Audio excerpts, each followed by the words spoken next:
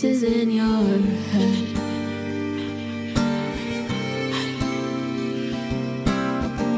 With every twist and every turn, pulling every single thread.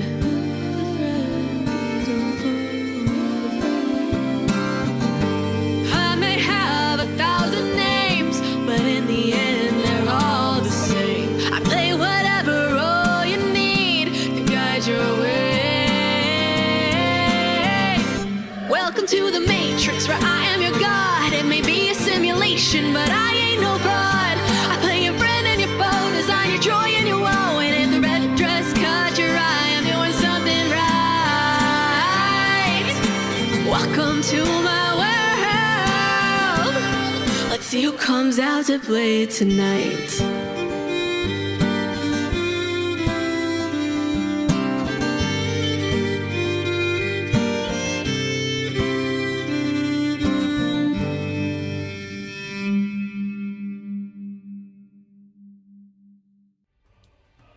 Welcome back, everyone, to Wrydgard. We are for the win, your favorite weekly Wednesday D&D actual play. Oh, it's good to be back. It seems like it's been weeks and weeks and months, but it's really only been 7 little days. I'm your Dungeon Master, Nick. Excited to play. Here with 4 lovable goons playing 4 lovable characters. And we're going to tell you a little bit about them. So today, to introduce your character, everybody, let's go ahead and consider this. What typical teenage delinquency would your character engage in? And we're going to start with Smash. Harlow would totally be a Devil's Lettuce girl. Space case, like in art class all the time. Yeah. She probably wouldn't do any sort of like vandalism because that's not her style. She's just really she's a chill girl. I know the type. Excellent, Smash. Thank you so much. And next up, let's hear from Matilda. Play Catriona. Catriona would probably have been fist fighting people. That would have been her problem as a teenager. And I imagine winning? Most likely. Most likely.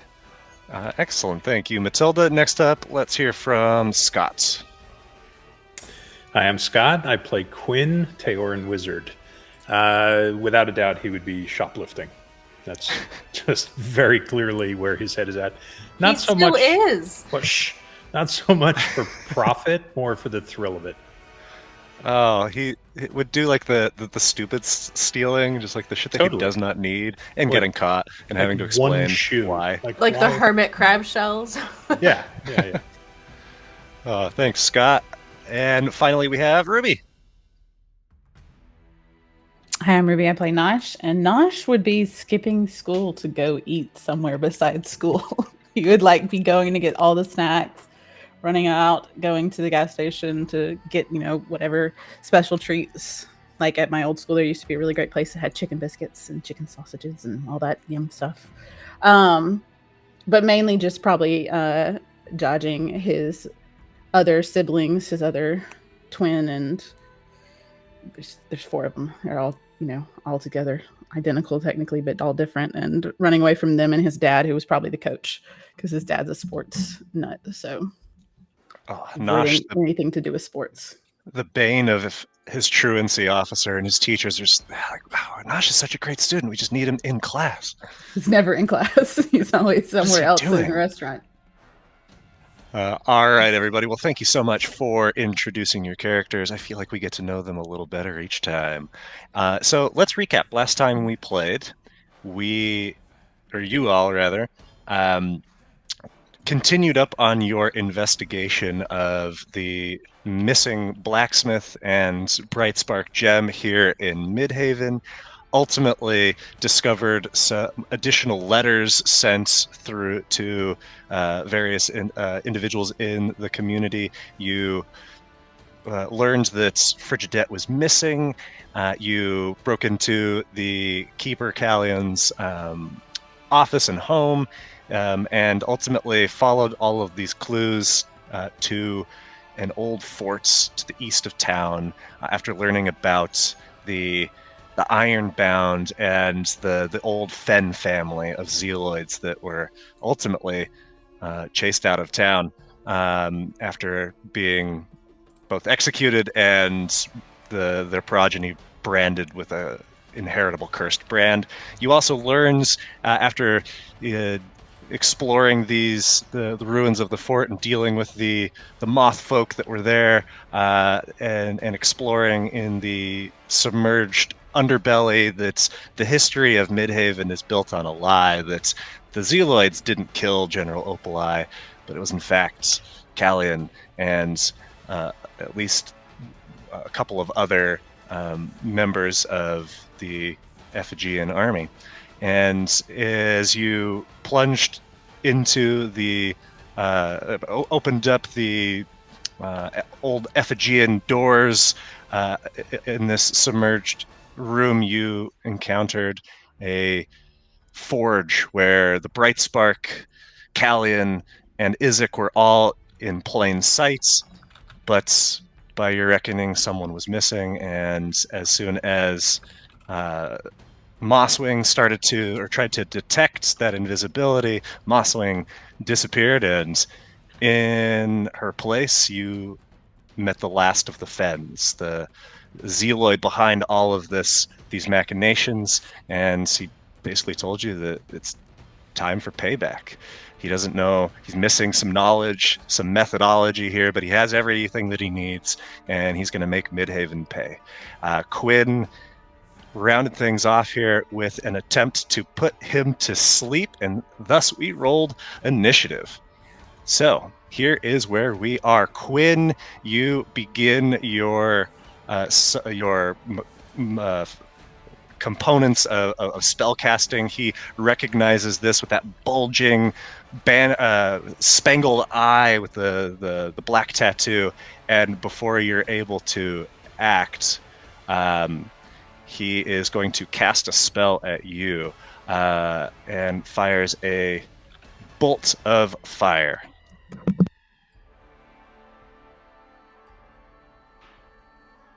And Quinn, that is a hit. I'm going to shield. Quinn shields. So that didn't actually give me the option to shield, but presumably that moves me up to 22 on AC, right? 22 to AC is going to be enough to absorb the fiery blast as it just dissipates around your magical conjuration. And he takes a step back behind Callian, who is arms blasted off, strapped into this reclining chair or throne, torture device, whatever you will call it, and that is the end of his turn. Up next is Nosh. Nosh, what are you doing, sir? Oh man, this just turned to shit. Okay, so what am I doing? Hold on.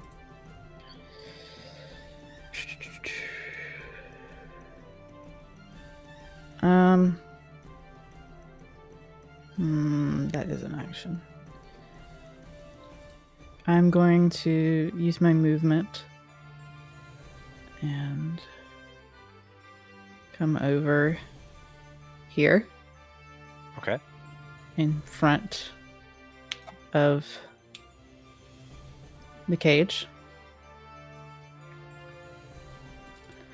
And I want to see how bad he is. The Taorin within the... Okay, so Okay. if you want to more than just like a quick drive-by glance, you would need to use the study action. Well, mainly, I want to open the door. Okay. I was thinking so- about just trying to open the door and then shove something in his face to get him back on his feet in, record time. But I'm not sure how to go about doing that. Should I try and unlock the door? As a free object interaction as you pull at the bars, it is definitely not opening. Okay. You infer that it is indeed locked. Oh, great. Okay, so quick free inference is locked. I'm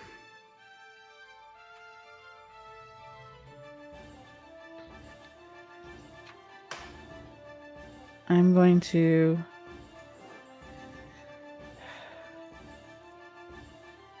I don't think I have any way to unlock it, even if I wanted to. And I did misspeak earlier. It wouldn't be the study action; it would be the search action to discern more search about action. his state. I gotcha. I'm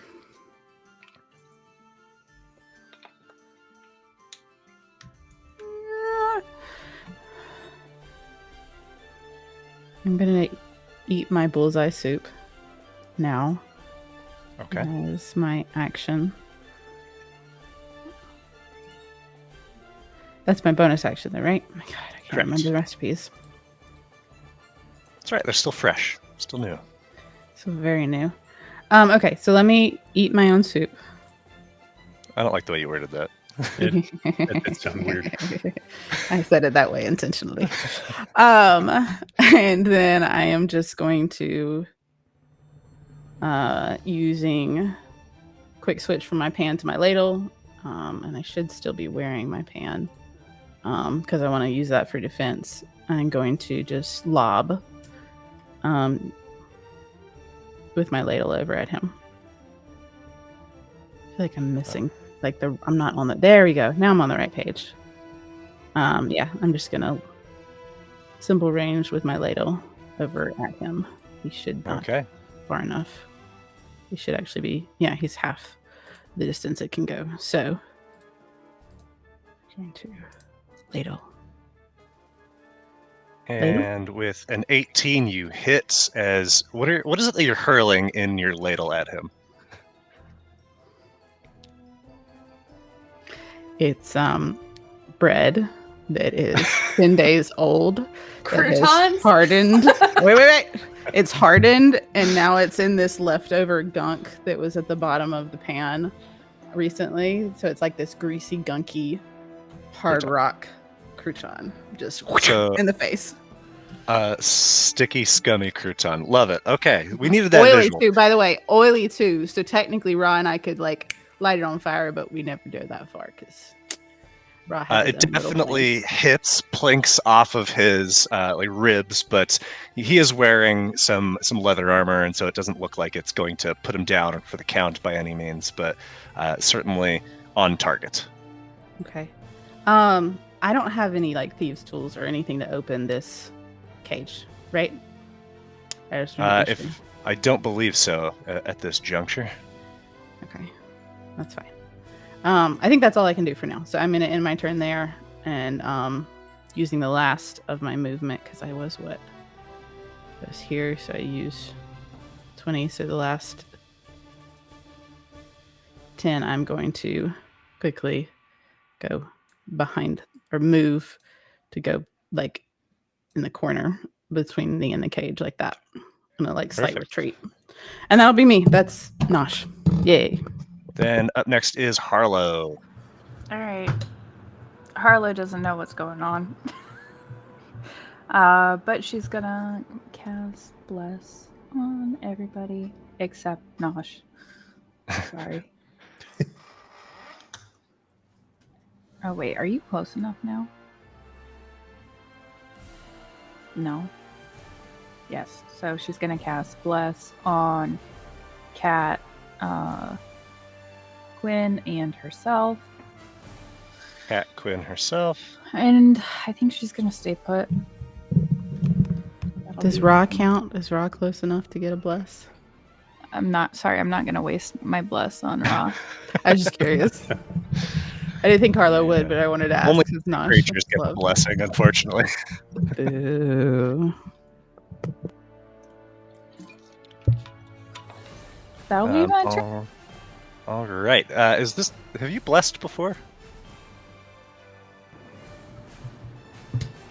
maybe. I think you Yeah. did. In the I think last once, yeah. So, One. Harlow, as you are someone who's new to everything, and certainly not new to, or not, no exception to that is your magic. What does this look like as you cast this spell?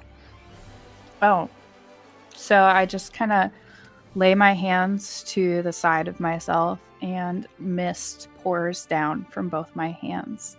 And as it hits the ground, it forms into like hands and arms that crawl towards everyone else, and then it crawls up your body and into your mouth.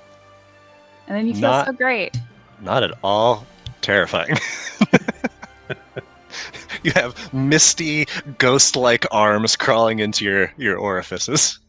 Did it have to be just into your mouth? It couldn't have Yes. just absorbed on Mm. Okay. You feel it coldly like crawling down your Oh, throat. good. Yeah. I love the flavor of the cleric magic, and you can get so silly with it and macabre like this. I love it. Anyway, Harlow.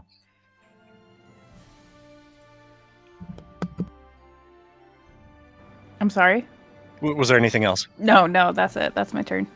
All right, Quinn, go ahead and roll a d20 for me. I don't like the sound of that at all. Let's see.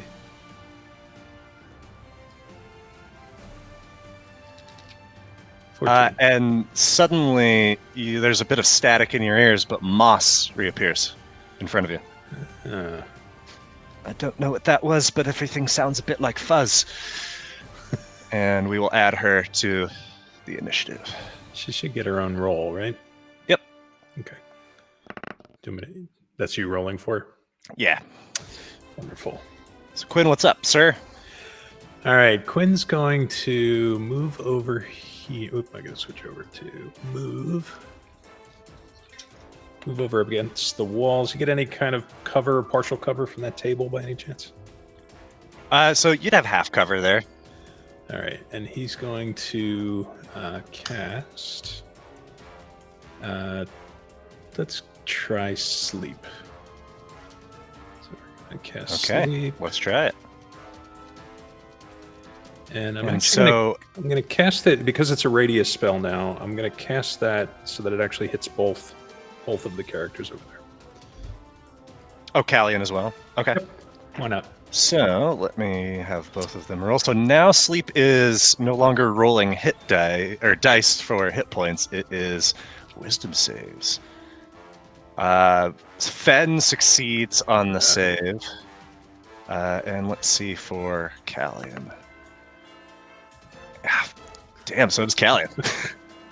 Even with very minor or no bonuses to their wisdom saves. All right. Nothing I can do as a bonus, so I am done. Okay, then up. Unless you want to give Moss a command. Moss is just going to dodge. All right. Then up next is Frigidette, who, against some of your wishes, followed you in here. She is going to, slip past you. Harlow is just as a quick survey of the area and is going to fire off the only spell she knows, Ray of Frost. Oh no! And you see, just despite the fact that she's done this 1,000 times, the spell just kind of crackles in her hand as an explosion of ice shards. And she's, never mind, and it's going to dip back here behind you, Harlow. Nice try, Fridge. Right, it is Ra's turn. Dragging a child into battle. Right? So real quick, when Nosh did a cursory glance at the cage, what is the cage made of? It looks like it's certainly like iron bars. Okay. And the gaps between them are only a few inches, so certainly not enough for you to slip through or for him to slip through. Even though he's made of fire. Okay. Even though he's made of what? He's made of fire? He is not made of fire, he's made of wood. He's a Teora. He's talking about Ra. I was talking Oh, about Raw. Sorry, yeah. Raw absolutely can squeeze through. He has that Yeah. ability to squeeze through. Got spaces really narrow as confused moons. there for a second. Everybody got really confused. Like, Yeah, his I was like, okay, yeah. what is Raw made out of? What the fuck? I know, My I was bad, about to be y'all. like, Yeah, Raw I absolutely thought- can go inside. I thought he was made of fire. Maybe I got that wrong. I learned my lesson wrong. He's going to quickly run over and to be like right next to Nosh. And almost, I want to put him like there, but he's kind of like hiding behind Nosh in a sense. So I'm gonna put him there, but he's really like hiding right behind Nosh, who's standing over in the corner. Are we blazing? Not yet. Not yet. Okay. So he's gonna chill there until Nosh is gonna probably give him an order next turn on what he wants him to do. All right, then at the bottom of the order we have Catriona. Okay. Catriona doesn't really know what's happening either, but she did see this guy shoot at her friend. So, can I get to him? No, not really. What,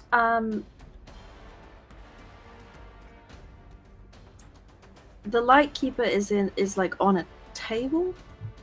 The bright spark is over here, shining in the corner very But- prominently. This guy. Oh, he is. So think of like a dentist's chair or a barber chair tipped Okay. back, strapped in, and he is quite messed up, and he doesn't appear to be conscious. And yet I still failed with a sleep spell. Go figure. Yeah, I guess it wouldn't have even Twice. needed to do that. Twice. He was already asleep. It didn't work. All right. Can I tackle this guy? Can I, Fen? Did you have enough movement to get to him? So that's my full movement, but if I make it my action, can I, like, dash into him? So dashing would be an action, Yes. and so tackling him, no. I mean No, that'd be I can't that'd just be an attack. run into him. Okay. Do you have the charge feature? No, not with. I don't. Do you want to just be a linebacker and just tackle him? Is That's that what we're kind going of for what I here? wanted to do. Okay, I'm just going to go Okay. stand between him and the bright spark. That's use my full action, my action to dash over here to get between him and the bright spark. Okay. Yeah, you see it in its full radiance glory up close here. And that means it is back to the top of the order. He is going to, considering you are right there, he is going to attempt to splash you with some acid.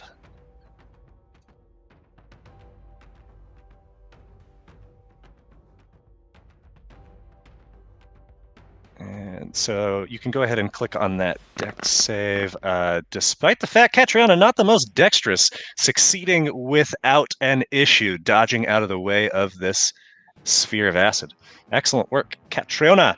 And he is going to move away from you. Can I swing at him? You certainly can.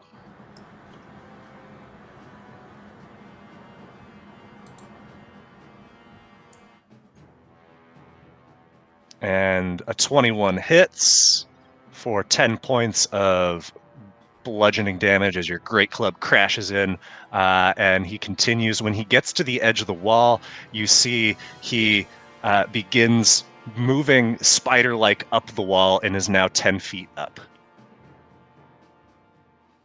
And that is his turn. Nosh, it's you. He's a spider crawling up the walls. This is not fun. Not fun at all. Okay.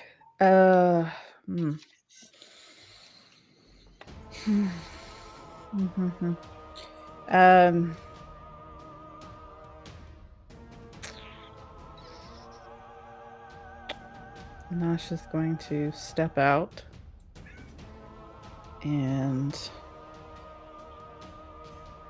just ladle, I think, into his face. All right. He's up. He's like up, so he's just gonna Oh, yeah. in that general direction for now, because Nosh is not really sure what else that he could do at this time. Yeah, 24 absolutely hits. You hit him with more of these soggy croutons. Just you hear a splat and it slides down and plops on the floor. More humiliating than anything. Its mockery should be a part of this attack. I am going to back. Nosh is going to move back a bit, back to where they were. Okay. And just tell Ra to see if he can burn the lock on the door to the cage of the Taorin. That's all he can think of. I'll try. Now. But just give it a try, buddy. Just go over there and see if you can kind of warm it up as hot as possible. Even eat the metal if you need to. I'll try. Metals. I haven't had much success so far. I know, bud. It is Moss's turn. Dodge. Moss is going to dodge. Moss is dodging. Harlow, your blessed creatures have abandoned you. As they should. I'm going to turn around to Fridge. Please stay here if you will. Don't go in this room. Okay, but like, I kind of want to try that again because it was embarrassing. You can do So it. I'm gonna try that. Can you do it from the corner? I can't see unless I go where you are, so I'll just go in and out. It'll be fine. Okay. I'm gonna move forward. Gonna pop off the sacred flame. All right, and it's got to make a dex save. And man, I've rolled really well so far this campaign on saving throws. I'm so sorry. Module you installed is really working well for you, isn't it? Yeah, the minimum, the ceiling of 12 roll, or the floor of 12. So this sacred radiant fire, bursts for a moment, but he just seems utterly unfazed. Right, that's gonna be my turn. All right, Quinn, it is back to you. All right. Well, let's see if he can make another wisdom saving throw. So, Tasha's hideous laughter. Ooh. Fun spell. And jeez, man. Gosh, with a 19, yes, he absolutely saves Quinn down another spell slot. All right, and then I'm gonna back up a bit. That would have been a great time for that, though, being up on the wall. I know. And that ends my turn. All right, Fridge is up next. She is going to just peek out here a little bit. She sees him up on the wall. I'll do it! And fires off a ray of frost. Oh my, are you freaking kidding me? better her than Wow. That's great. You've set a Double precedent nat now ones. for Fridge. You've set a precedent now. Narrowly misses Harlow's, the back of her head. All right, we're getting no help from NPCs this campaign. This is going to be a Fridge. total party wipe. It's like the first fight of the campaign. Can you guys get out from behind me because I'm feeling highly uncomfortable at this point? And up next is Ra. So Ra can go Okay. ahead and move as you directed him. Yeah, so little Ra's gonna run under the table over in front of it, and he's just gonna try and basically slip through and unlock it, from either side. Like however he can, whatever he needs to do to try and like get this door open with his heat or his flames, in a sense. Okay, so Ra can absolutely attempt to heat the lock. Go ahead and roll a d4. Okay. Raw heats it too much, it becomes that Yeah. Greek That's- torture device with the person inside. Hope not. Hope that's not where this is gonna go. It's a 1. Yay. So there is a very obvious lock on the front of it, and he does put his full effort into the lock.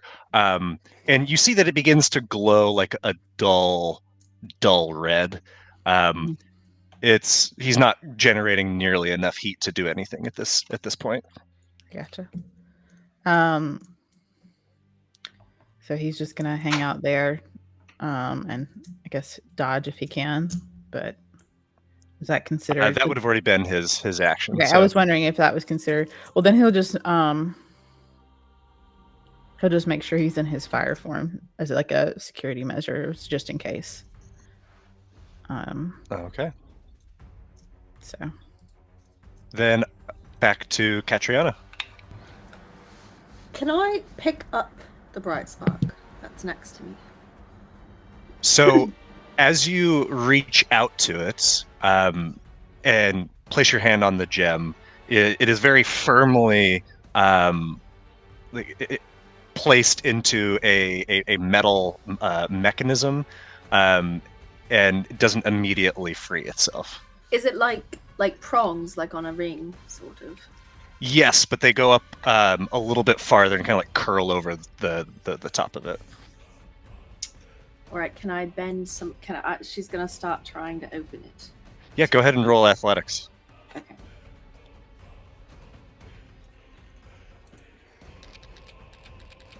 Nice. Oh shit! Yeah. Muscle mommy. wow, that's beautiful. That is so beautiful right there. I love her so much. With just you've had awesome athletics checks so far. With just the grace of of a master craftsman and the brute strength of a living statue, you snap off the metal tongs that are holding this in place, and you now have the bright spark in your hand. All right, I'll be taking this. Thank you, and I'll start moving back towards the door. And you hear him call out, "No!" Okay, bye. And are you placing it anywhere? I'm holding it like a football. Okay. All the Then football I'll bring references that light over tonight, you. y'all. All the football references tonight. It's great. All right. Fen is going to cast a spell at you.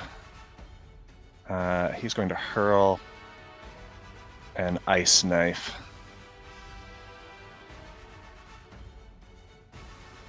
And let's... It's got to actually cast. There we go. And a 15 is going to miss as this dagger of ice just kind of lands at your feet, but then there is that explosion of ice at the impact site. And so go ahead and make that dex save. Oof, and a natural one is a failure. You do take those 7 points of cold damage.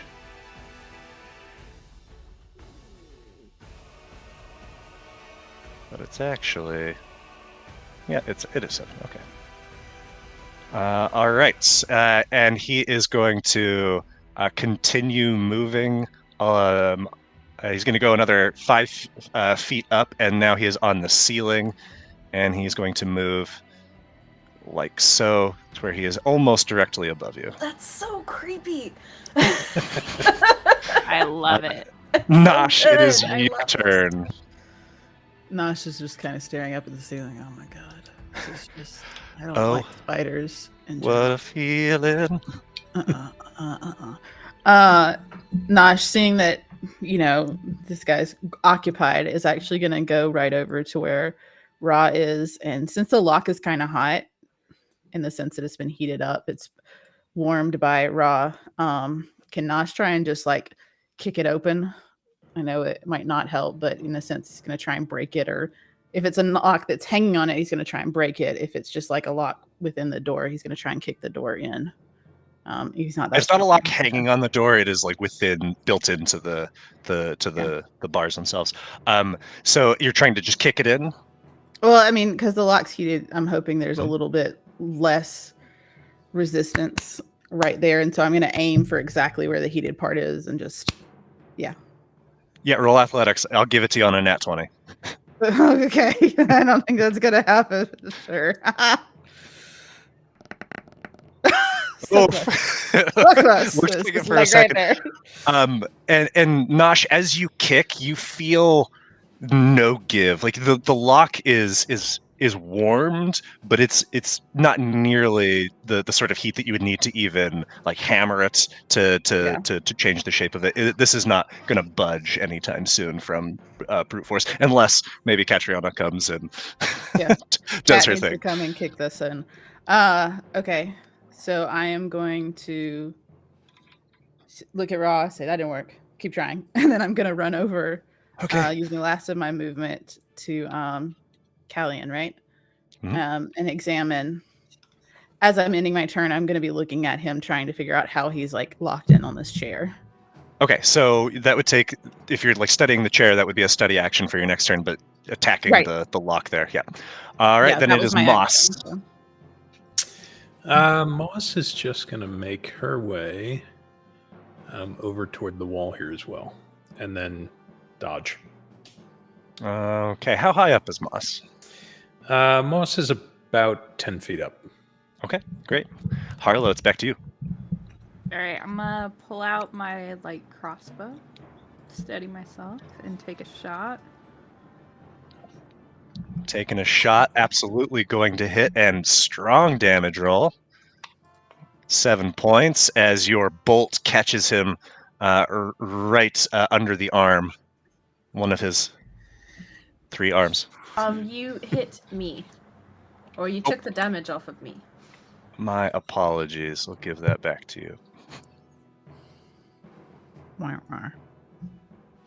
I didn't have you targeted. No, that was my fault. I applied the damage. And Now it's applied appropriately. I'm just. Anything else, Harlow? I might move a little bit. And that'll be my turn. Okay, then it is back to Quinn. So far, unsuccessful in your spellcasting. I know, it's pathetic. All right.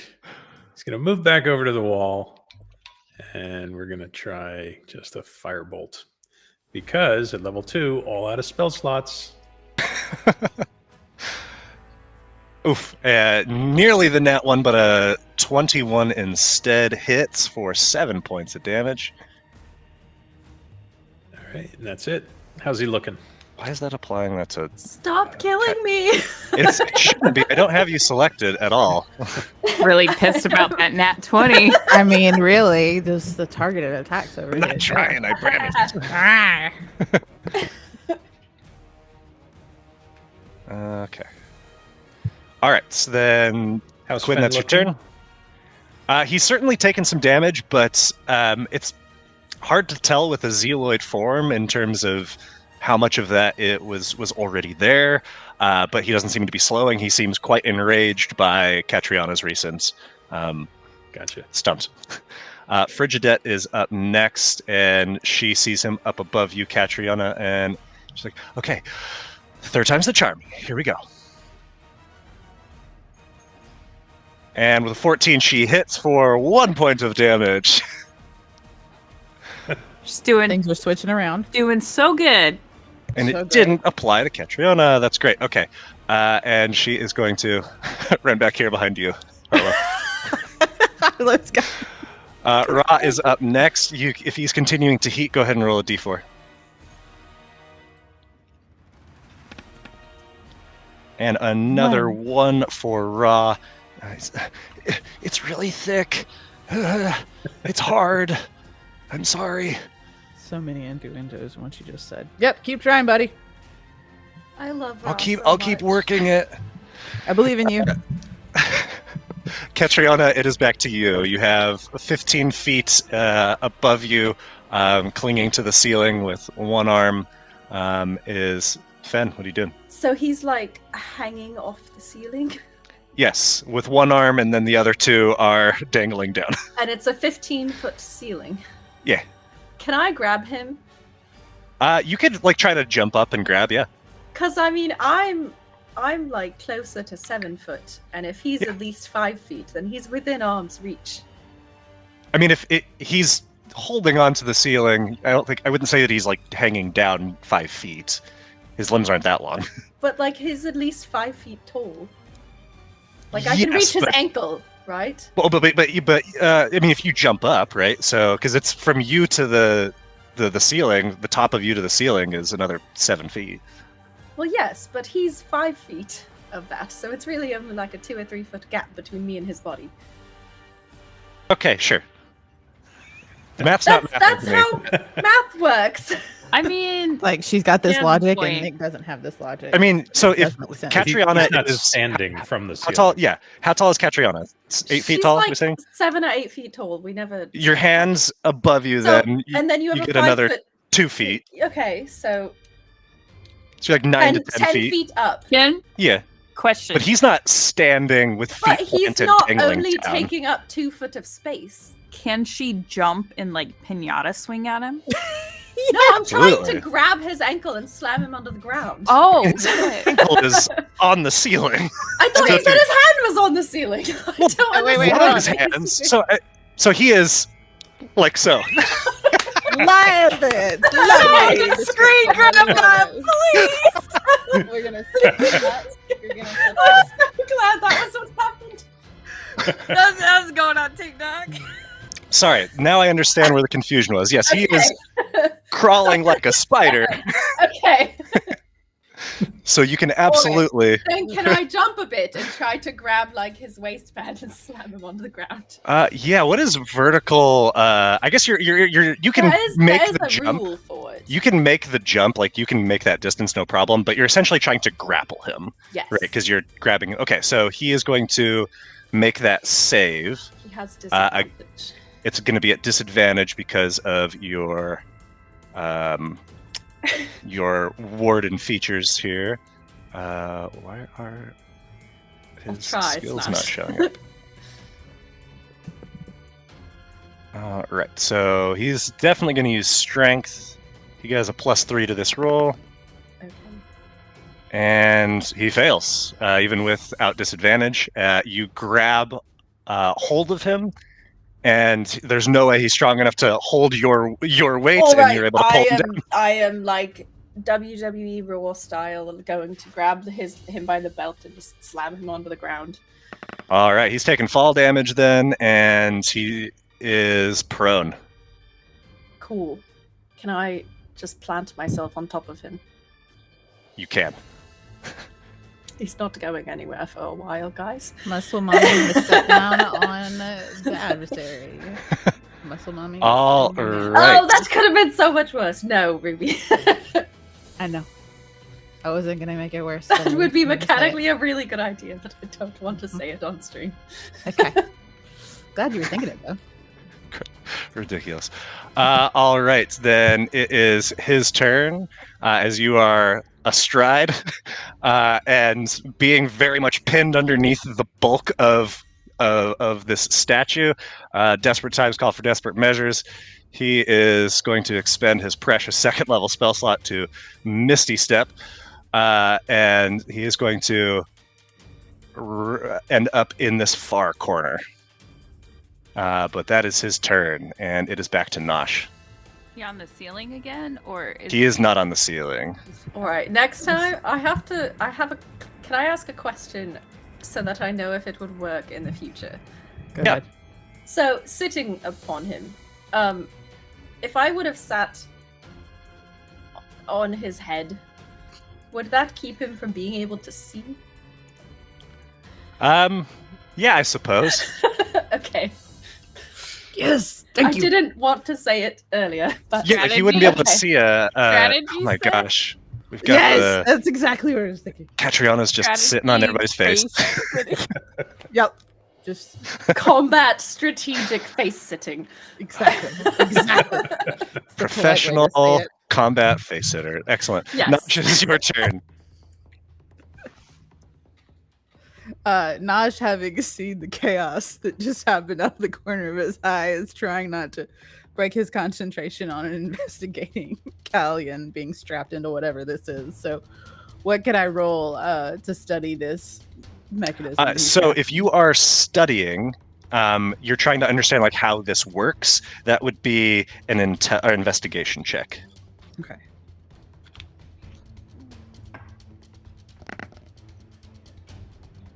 Nice. Nosh, it looks like there are some very simple iron clasps around like his upper biceps, as well as at his ankles. But they are not nearly the sort of lock that was on the cage. With enough brute force, you could absolutely get these open, Okay.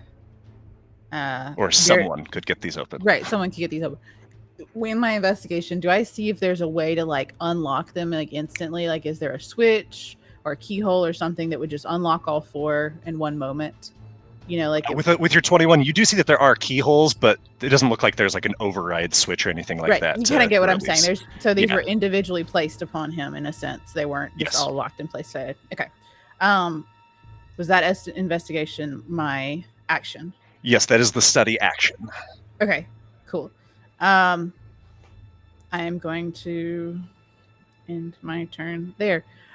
Real quick before I go, can you make sure that I have my pan equipped? That was the one thing I was. Yep, it's equipped. Okay, cool. I just wanted to make sure. Now it's not. Now it is. And you Do it can again. always do that yourself in your. Do it again. Hold on, do it again. inventory. I missed it. Unequipped. Okay. Equipped. Thank you. I was No trying to problem. watch you while you did it on the sheet. Okay, I'm good. Nosh is good. We'll take care of this next turn. All right, it's back to Moss. Moss is just going to hang out and dodge. I feel as I'm being very helpful in this fight. I could do it all night. It is back to you, Harlow. All right. So Harlow's Alright. cat. You turned into a pirate. Oh. God damn. There's some fae in the air tonight. Yes. What is going? What is Definitely. going on? I think that's all my movement. Maybe. There. Oh. Oh God, this sucks. I'm pursuing him, but I'm just gonna give a little tappy tap. Not a tappy tap. Not a tappy tap, Not a tappy tap. even with your blessing. Yep. That'll be it for me. I don't have much. Okay. Then it is back to you, Quinn. What does the ceiling look like? What's it made of? Stone. Okay. All right, then I am going to move around to be. Am I in reach of the lock at this point? Yeah. All right, I do have thieves' tools, so I'm going to go ahead Okay. and give a shot at opening the lock. Yeah, go ahead and roll your thieves' tools. Yeah, give me 1 second here. I'm going to move things around.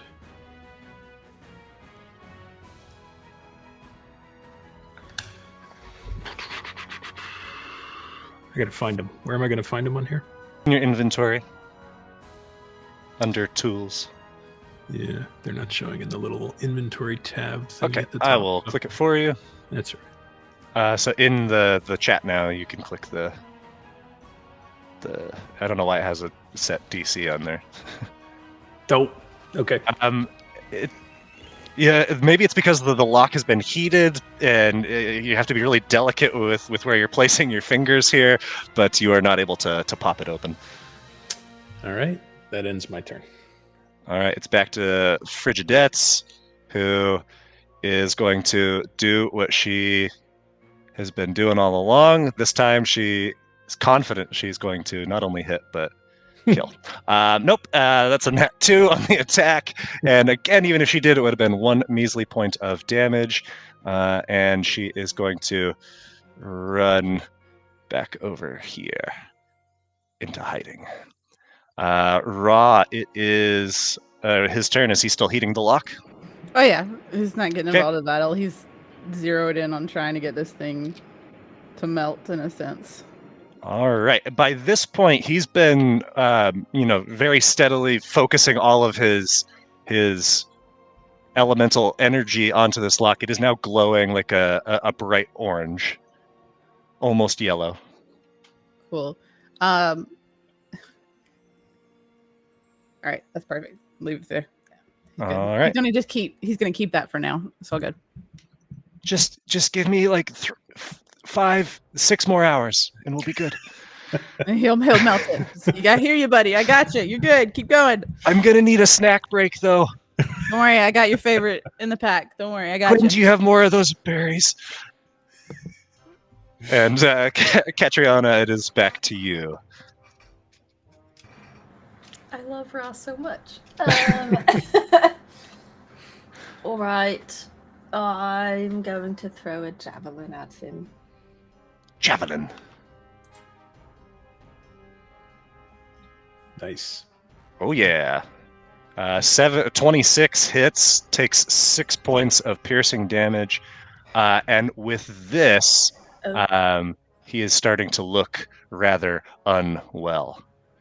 All right, and then I will go stand next to these guys and do the what is it called? Is it protective interdiction?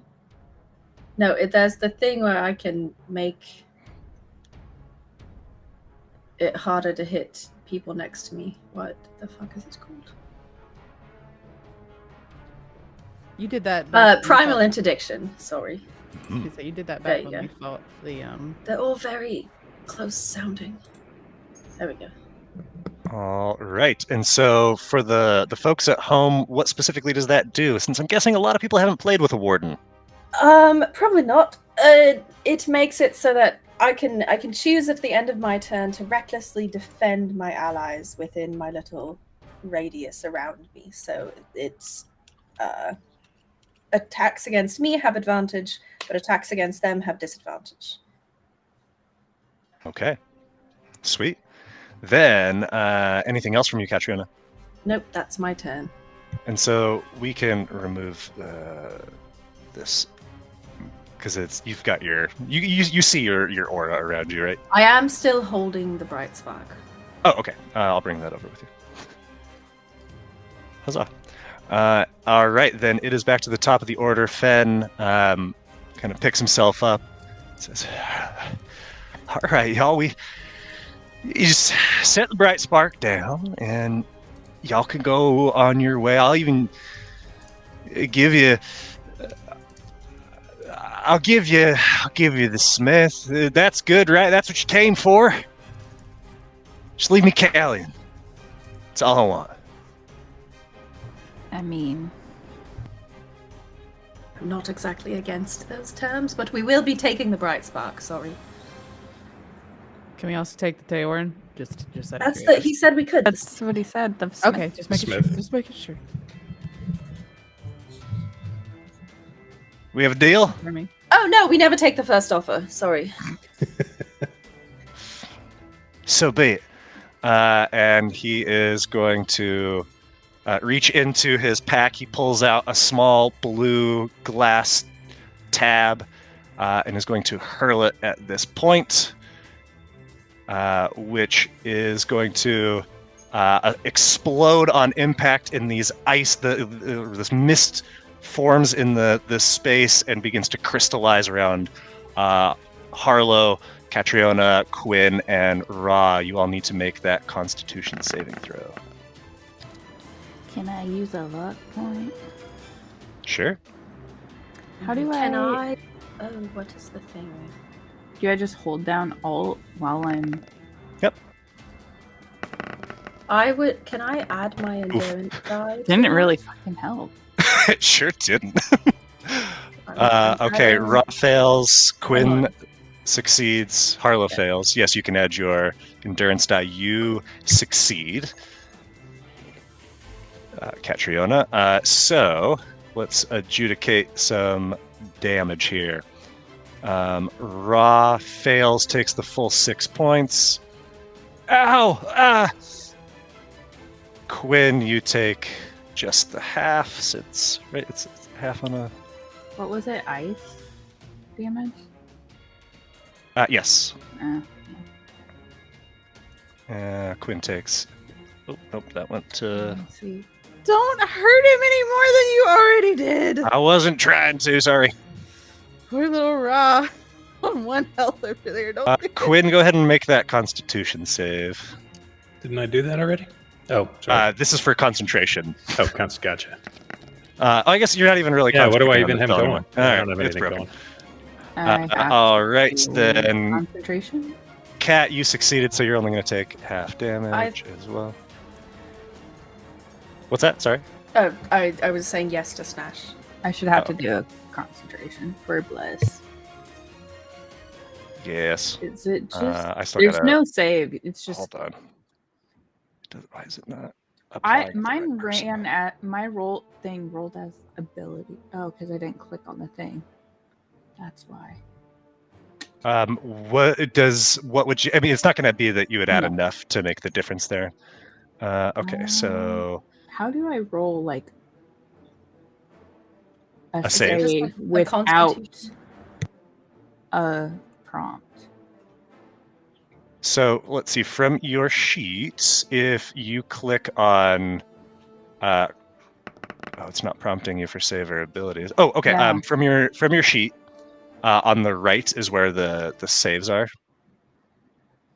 So there's a box on the right on your front sheet that says saving throws.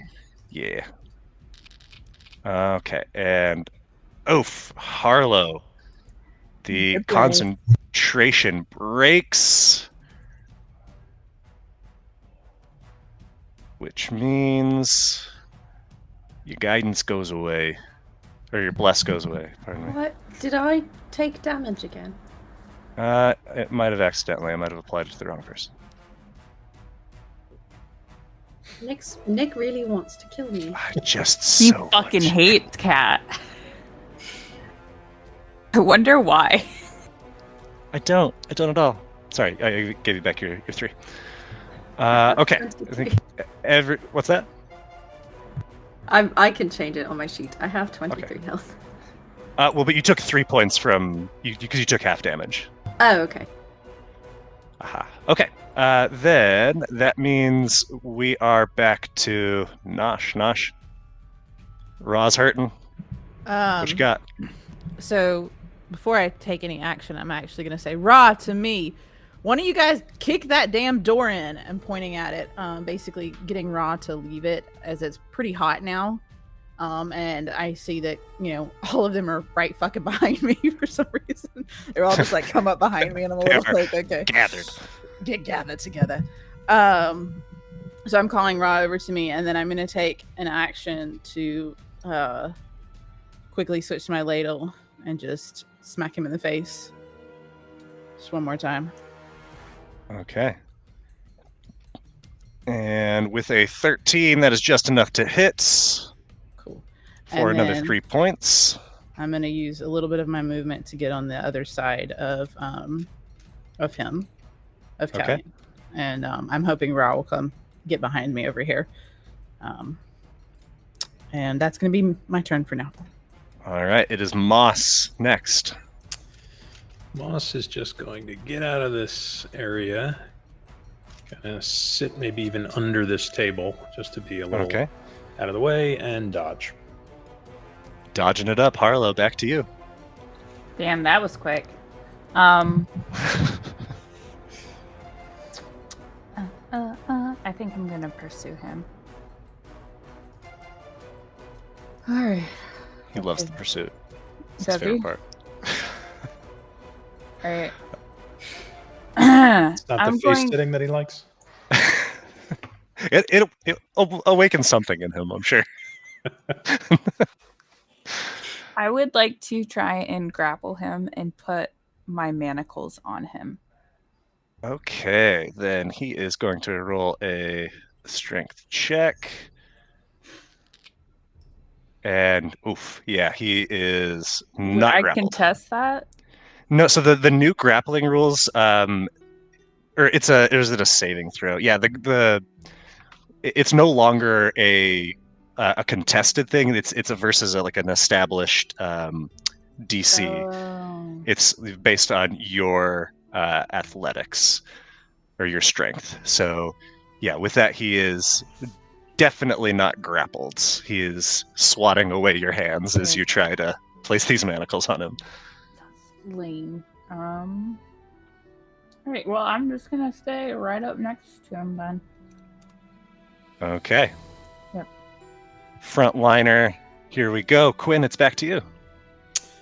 Firebolt. Missed. Without the blessing, unfortunately, your firebolt is the Harlow's doing a good job of blocking space here, and you don't have a great angle, and unfortunately, you miss. He's gonna slide over, maybe catch a little cover behind this table. Maybe get away from this tight bunch. Yep. All right. Move there.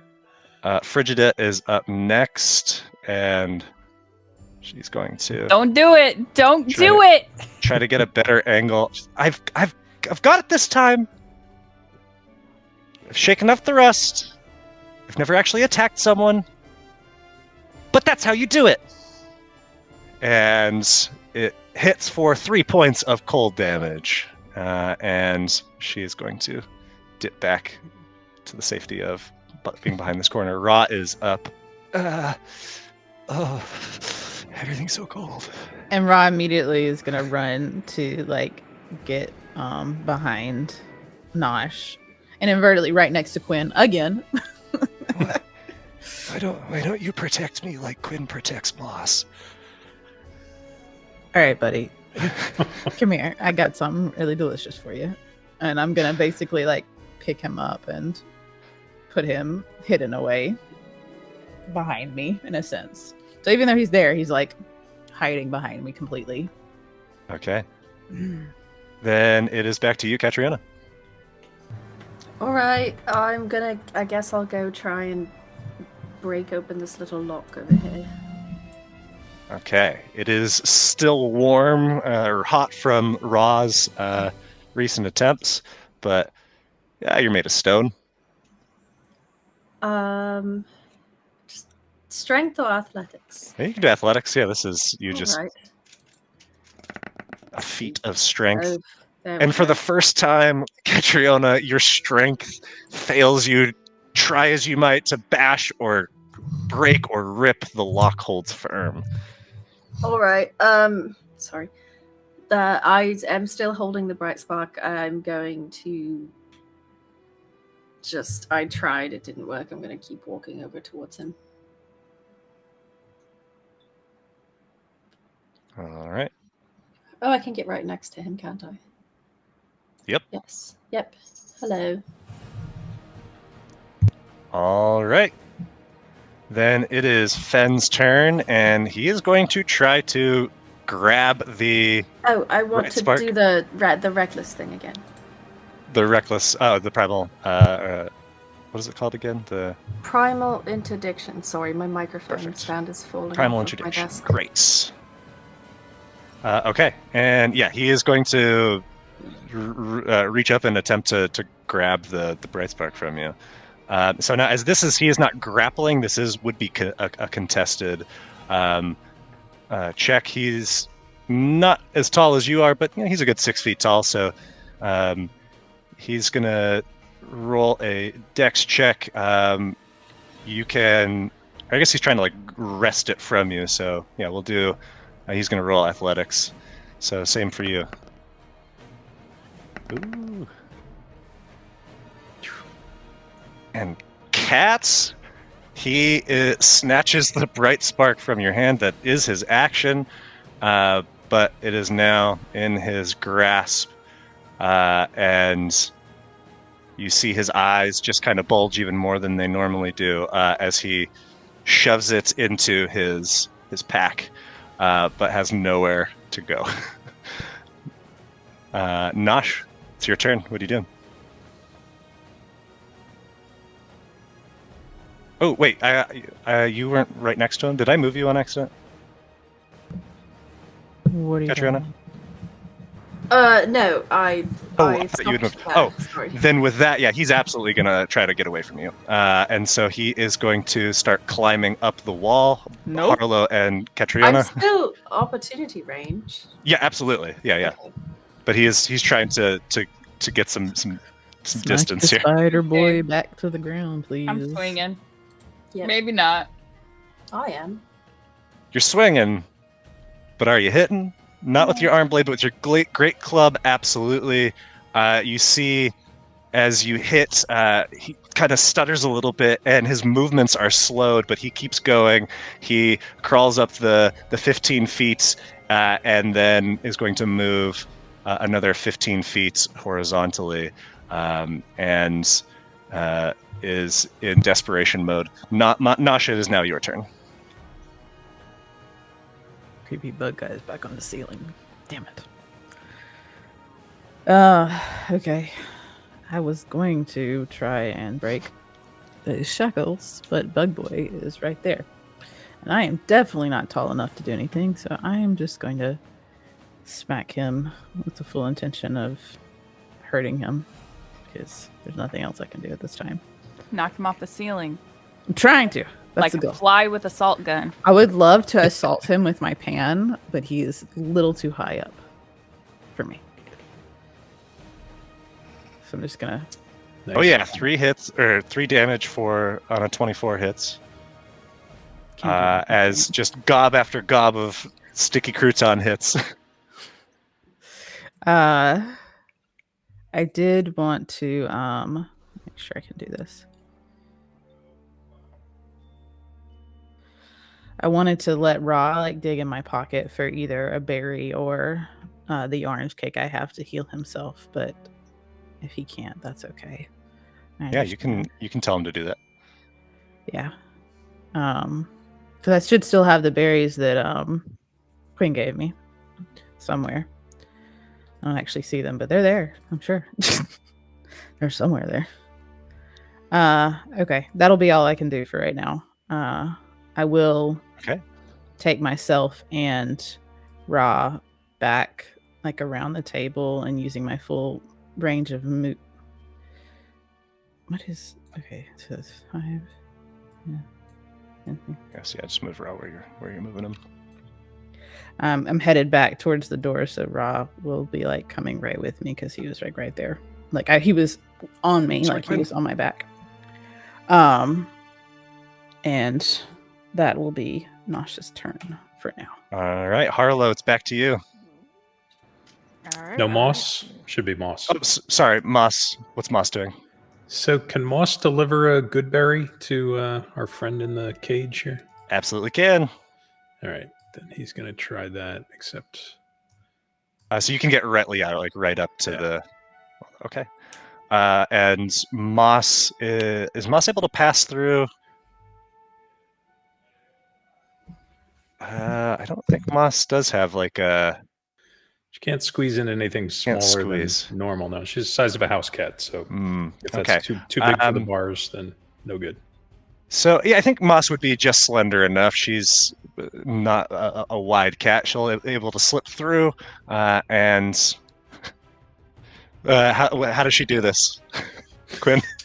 With her cute little bean paws, she's going to pull a berry out and just kind of squish it into his where? Out of his fur, her fur. I don't know. She's got a kind of little pouch. She has a little primordial pouch. Yeah. And just kind of squeeze some juice from the good berry into the blacksmith's mouth. Perfect. This fight has gone so many directions. You see, he was already conscious from before, as you made eye contact with him, but he gladly, takes the berry, and begins to stand very shakily, but stand he does, and reaches out and pets Moss. All right. All right. Moss is just going to end kind of on the side of the cage here. Or not. Perfect. And then if you just want to mark off one of your uses one of the berries, yeah. Yeah. Harlow, it is now your turn. Is this part of the room raised up a little bit? Yeah, it's another foot off the ground. Okay. Can I take a note out of Kat's book and do a running grab on this dude? Yeah. So you're attempting to grapple. God, the two of us are just the worst. Jesus, I am rolling. God. The greatest I've ever rolled. This is not going to carry over to in person, I'm sure. I'm going to be rolling nat 1s and 2s left and right. You jump up and kind of like high five him. On his third arm. Yeah, his third arm just kind of swats you away. Damn. Okay. Haha. That's all I can do. All right, so it is back to you, Quinn. Firebolt, firebolt. There we Ooh, go. Quinn with the nat 20. Quinn, describe what it looks like as you finish him.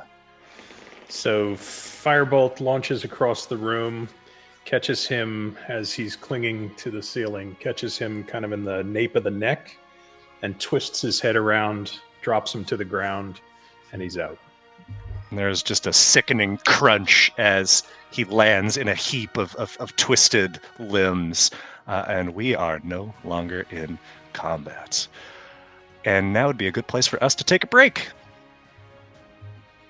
Wouldn't you agree, gang? Absolutely. Yeah. All right. Definitely. Let's take a break. Snack break.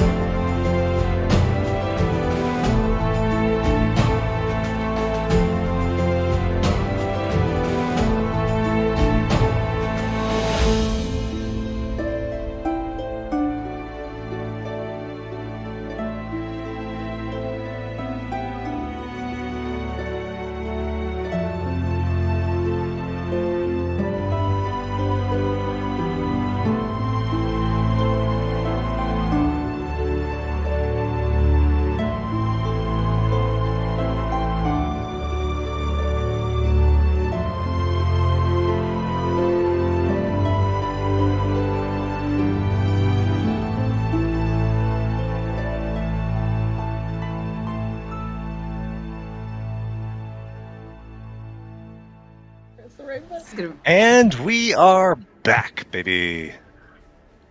So, you hear this thud as Fenn's body falls to the edge of this forge. There's the crunch. What do y'all do? I Is he would gone? So I'm going to head over to this cell and lockpick again. Can I Okay, go pick up the bright spark? I would like to siphon him. Okay, as all of these things are happening simultaneously, Harlow, yours would happen first, as this is like a immediate reaction. So, do you want to describe what is happening here?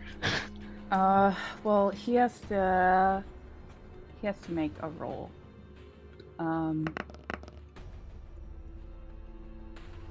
Yeah, he'll fail it.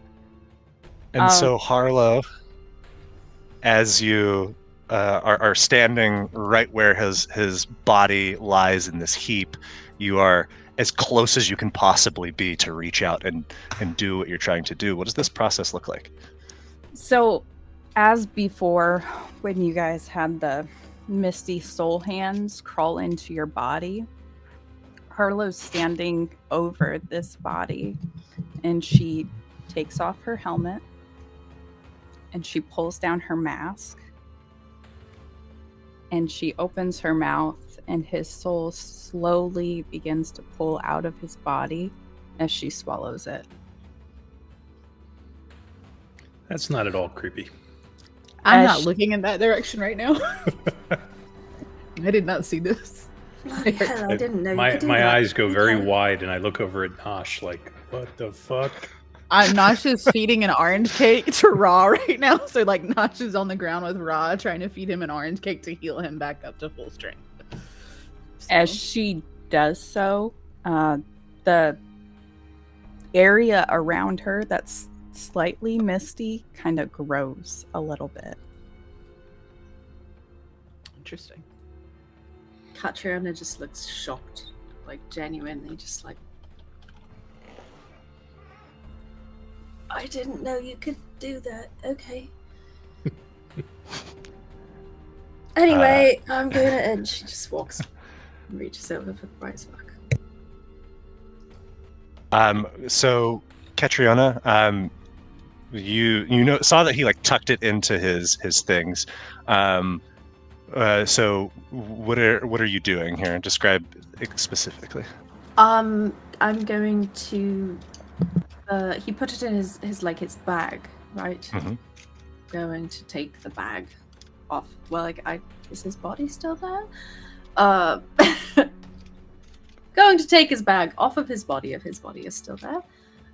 If just off the ground if it's not. And just sort of tuck it under my arm. Yeah, his body is still there. Okay. Roll a d20 for me.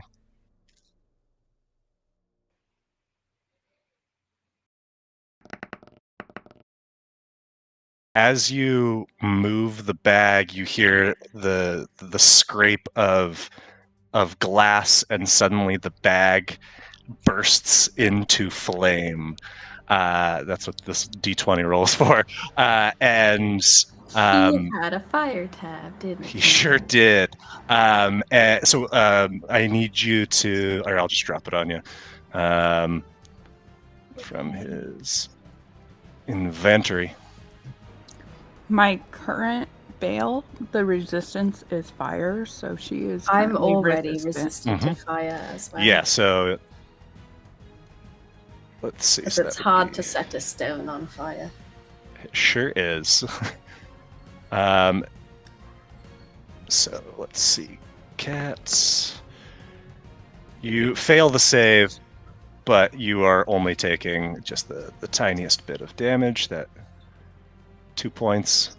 But the bag is very much on fire. It's all right. Can I like sort of dump it out and try to get the bright spot? Like set it down and open it. As Is it, you like open the bag and reach inside, you see that there is no glittering lights anymore. Inside, the bright spark is in pieces. I just very quietly close the bag and pat the flames out. Okay. You see there are other things that were inside that are now scorched beyond recognition. Ross says, "What's cooking? It smells bad." That would be me, thank you. I just slowly put my helmet back on. So, what happened up there with the bag? Everything okay with? Everything's fine. He just had one of those fire tabs. Oh, right. So, bright spark's good then, right? How's Raw? Back to full health and happy as a clam. All right, we should probably go. Okay, should we free Callian and Izik? And then we'll all head back up, I suppose. On that note, Quinn, you are able to pop the lock open with that 17 on your Thieves' Tools check. And you see are able to open the cage, and there is Izik. Is he now awake and conscious? Yeah, he was conscious earlier. Like if you recall last session, you like tried to get his attention, and he kind of just shook his head at you. All right, so I'm gonna reach my hand in and kind of offer a hand to him to draw him out of the cage. He grabs yours. Thank you. My throat. I'm sorry. I'm gonna offer him my water flask. And he drinks deeply. What day is it? How long have I been gone? Was it 5 days? Is that how long he's been missing? Yes. Yeah. You've been away from the village for 5 days now. 5 days. I feel like such a fool. I'm sorry to have brought all of you into this. Well, tell us what happened. I received a note from a friend, which sounds like you've probably pieced together, and I went to meet her. It's not uncommon for us to rendezvous in other areas outside of public eye, and I know when I got there, I waited. I didn't see her. She'd left me a map, and I waited, and as I was about to leave, something attacked me. I didn't see it. I just lost consciousness, and when I woke up, I was here.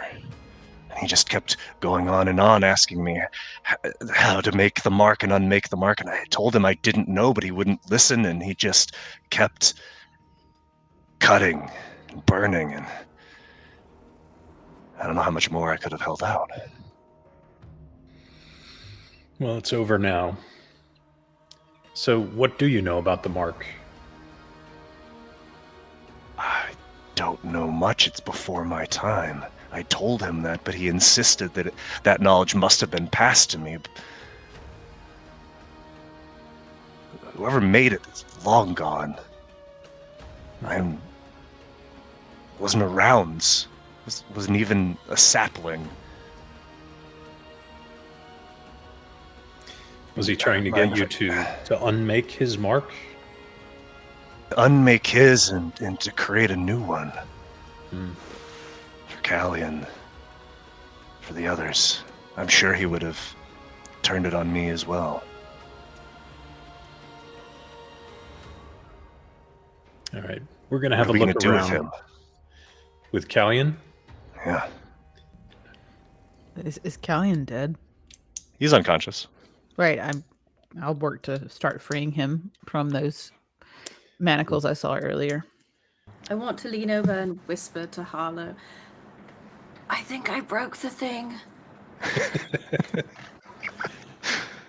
Is he in manacles with no arms? Like, how is he how it actually happened. restrained? So he's like his arms are blasted off above the elbow, and he's got like up around his like shoulder, upper bicep, and then his legs as well Okay. are strapped in.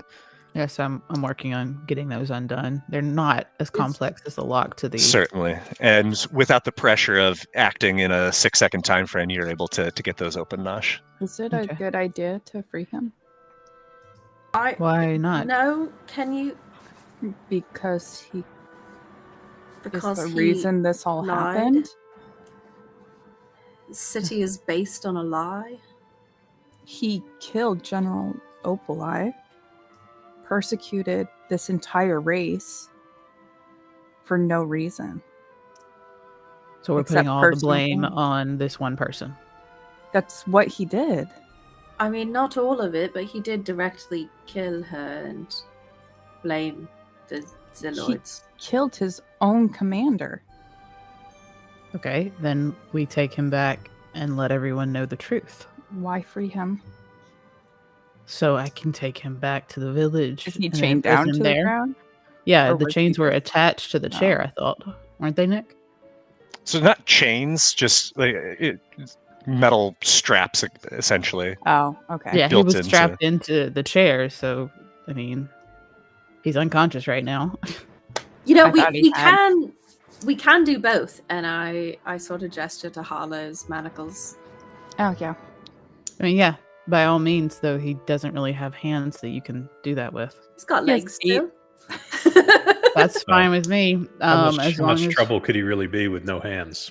So Well, as long as you're okay with helping kind of carrying him, I don't really have anything to wake him up with. Cat? Catriona? Catriona? Is that frigid debt Yeah. saying that? Okay. Yes. Just Oh, you're a here question. still. Okay. Yeah, I think I was pretty instrumental in that fight. But anyway, a question. Maybe it's insensitive. I don't know. But you're an expert. If we left him here, what would happen to him? Like, does he Well, have? Because I mean, it would take a little bit, but he would eventually die. Well, we could leave him here and then go. I don't know. Could leave him here. we could also kill him. We could do that,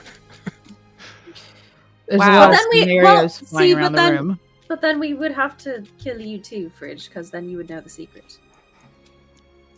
Why would you want to kill me? Yeah. Well, because I- you might, Because if we you- kill him, you might tell someone. I mean, I'm not officially working for the dispatch yet, so like I don't know. Maybe we have some confidentiality agreement or something. Like you don't have to like do anything. Why me, are we? and- Maybe Why are you we break contemplating your this? maybe you break your first big story with being Okay. part of the I'm the not group actually that turned that, him in. I'm not that concerned with killing not him going or to what kill anybody happens to else. him. I'd rather you manacle him and we get him out here and present him and all his falsehoods. Because Okay, that's what it him- has been. Hear me out. If we take him back up to the village, then we have to deal with the whole rigmarole of like a trial or trying to explain outside, and they already don't like us. But what about Isaac? I mean, he's if- the main if- witness. it would exonerate Well, June, though. But if Fridge does it, Are they if gonna Fridge, they're gonna if believe a little Fridge girl? does it, they probably won't believe her, and then it'll be his word against hers, and he's already turned the town against one. Well, group no. of What people. about Isaac and Fridge together? I Why mean, don't Isaac we- was imprisoned here first, right? They do trust Isaac. why don't we let Fridge be the hero? Of It's this really kind of not. I don't know. story. No, I like that idea. Isaac, I would don't you really back up care. that Fridge was the one who saved you? Frigidette? Jules Yes. kid? Yeah. I think that would impress Jewel very She much. did. She did find where you were before us. Jewel would be so grateful for you. So, Fridge, you know But you kind of said it in front Yeah, of her. Yeah, I mean, Even I picked up on that. I've been here this whole time. You did just say. Well, that. we have to get our story straight then. Like, what are we? Do we want to talk to this guy, or what are we doing? Like, I'd like to wake him up and hear what he has to say for himself. I mean, would it be so terrible if he wasn't part of the story? If we killed him, you mean? Okay, well, hold on. Let's think about this for a second. Listen. What if Callion is the only part of the story? He's the one who took Isaac. He orchestrated this to hide what he did to General Opalai. Because if you take this information back to the town about, again, a marked Zieloid being the one who orchestrated all of this that was going on, that will only push that hate even more into that village. They'll never care what Callion did. And it will also put in danger your apprentice, Isaac. She's already been. Oh yeah, June is June's been accused to and string it up. She's currently being watched because people were jumping to trying to kill her. conclusions. And the captain's already dead, so we've got dead captain, the Zieloid who caused all this, and now we're contemplating leaving this, and Nosh is just gesturing to him in front of her. So All right, just Quinn, expose it as Callion was trying to make another mark for more Zieloids. Isaac refused, and Fridge saved him. And together, Fridge and Isaac took out Callion, or captured Callion. Well, I think my only worry with that is that might turn him into some sort of a martyr. There's people in Midhaven who would gladly back that sort of attempt. What are we trying to do by lying about the real story here? I'm not even sure, honestly. We can leave the Zieloid out, but I definitely think. Why? I mean, we're going to be leaving this town, so letting Fridge be the hero here. I don't mind Fridge being the hero. I'm not going to be leaving though, so I'd like you not to set my home on like proverbial fire. Definitely not trying to. There's very clearly somebody to blame here, and that's Callion. So if he comes back in shackles, the town's ire is going to be clearly facing him.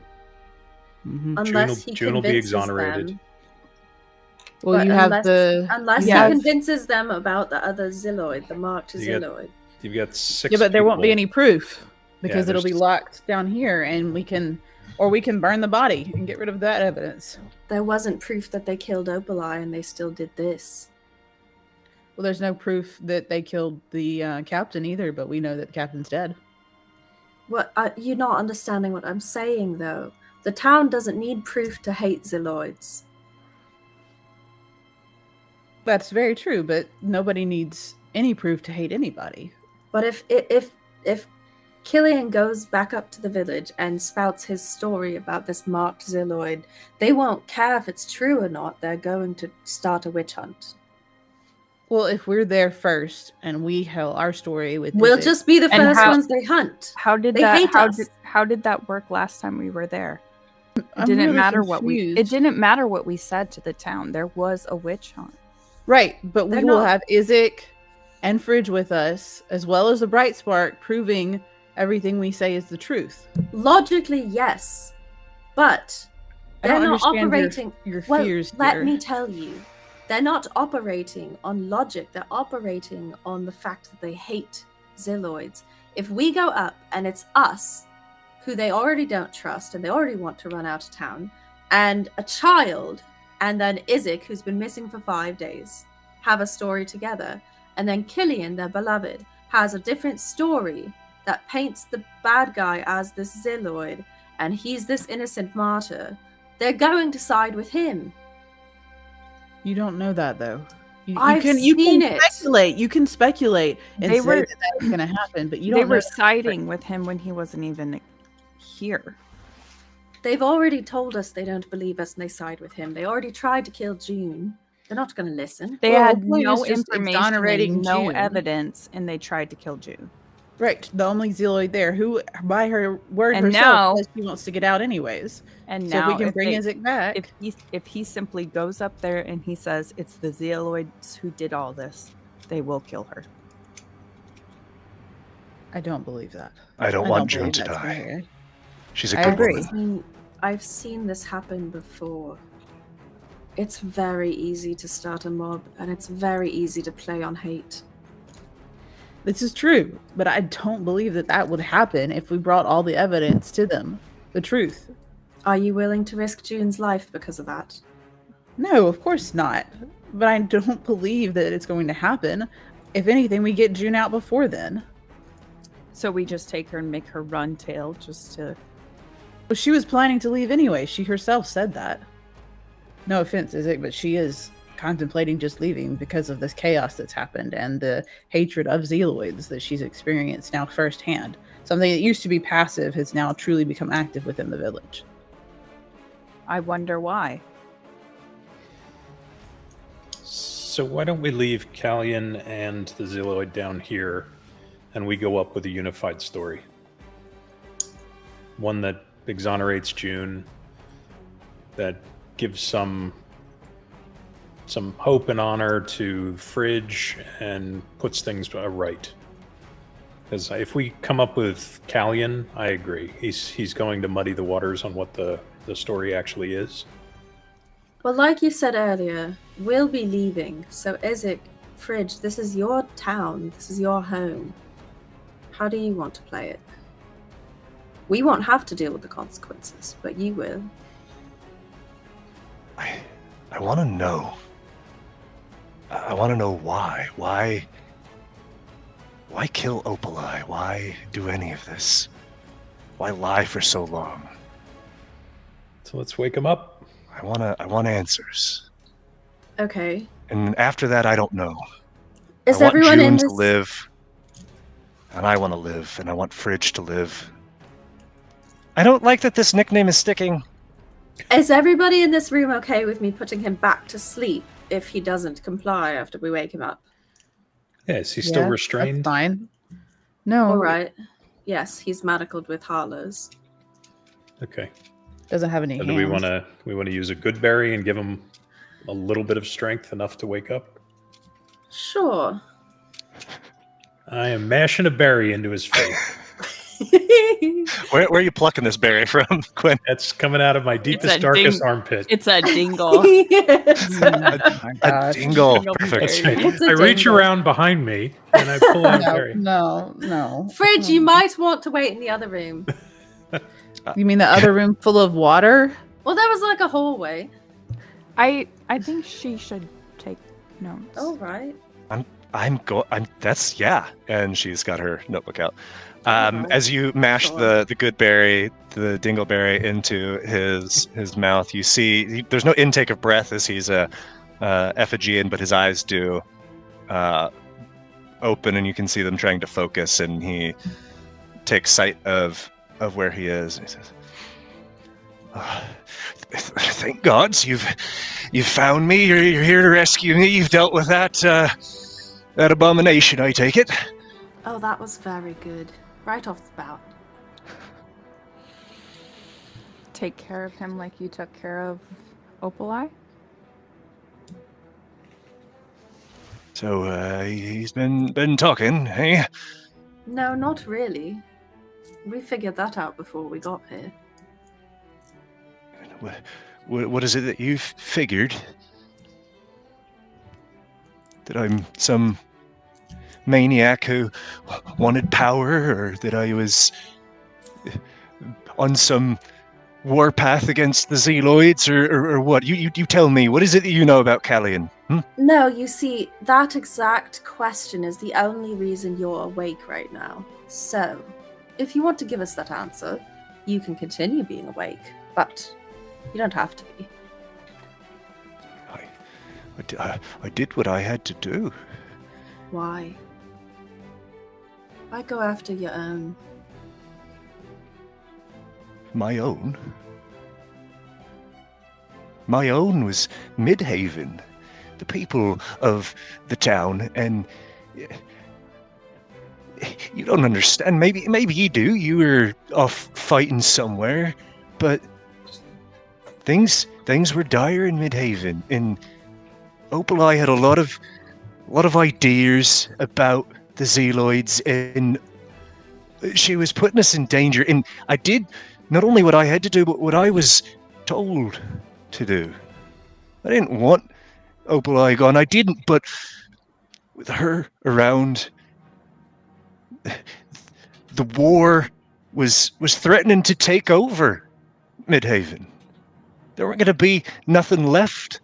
No one left. And once we did what we did, and it wasn't just me, and there are plenty of dirty hands in Midhaven. Some of them gone, sure.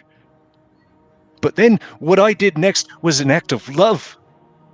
See, because the people, they wanted to kill the children, to kill everyone, all the Zieloids. And I convinced them, along with Tennille and the others, that there was another way, that they need not be put to the blade, that we could remind the world of the sins of their parents, but that they could live on. And I thought that would be better than death. And I know that it was still wrong, but it was put them to the blade or give them a chance at a life. So you condemn them to a life to be an outcast forever scarred, forever marked, instead of just giving them a gift of death. Are you proud of it? Does this look like a museum of pride? This is my great shame. Who told you? Who told you to go after Opalai? Who pulls? Who makes all of the decisions?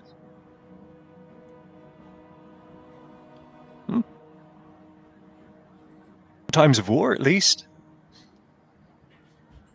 Why are you here? Say it. Eithric. The Demacy. Cat, what is he talking about?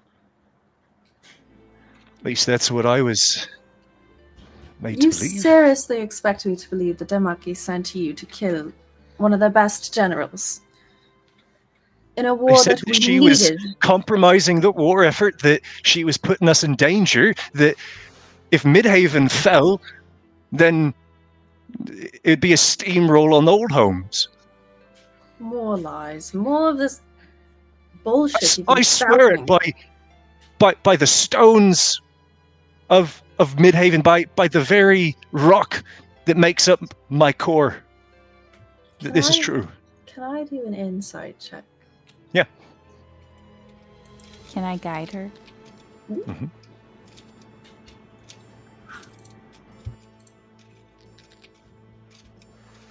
He believes what he's saying, Catriona.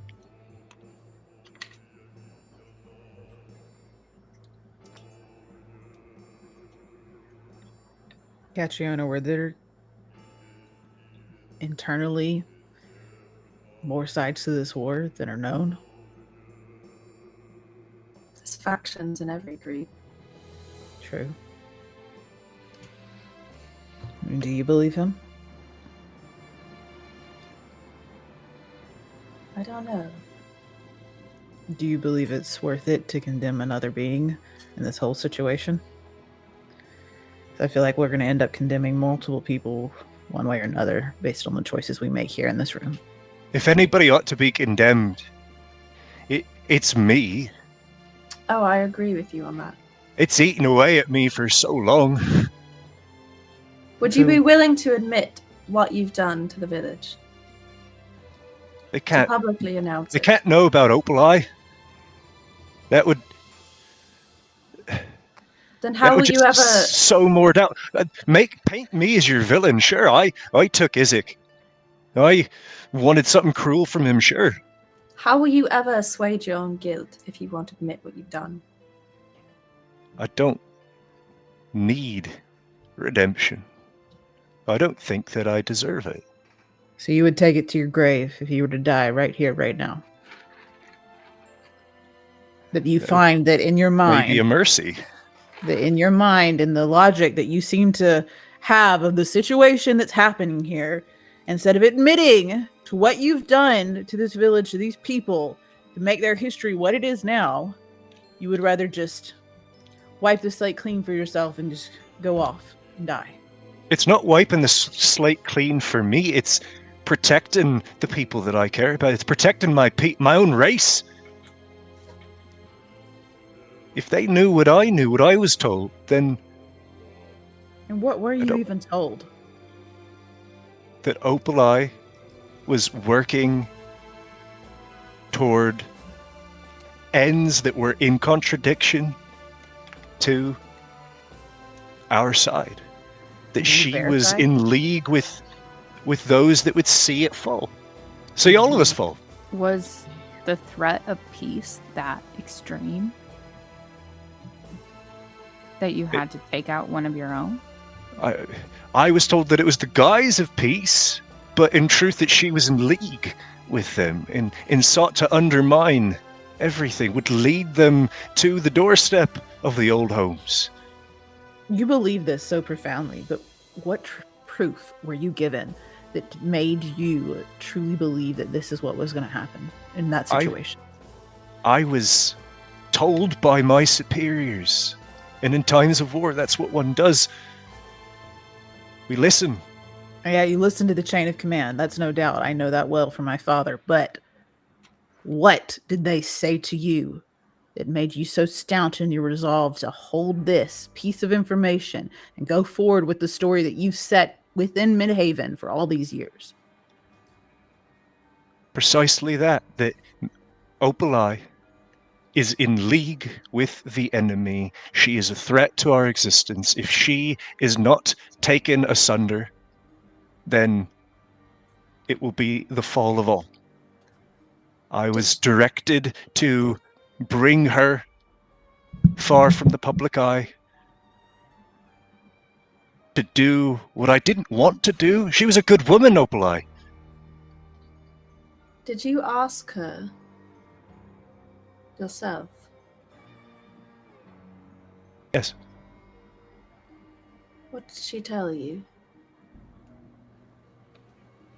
She said nothing. She just stood there. I, at the time, assumed that it was because of the guilt that we had caught her in her lies, but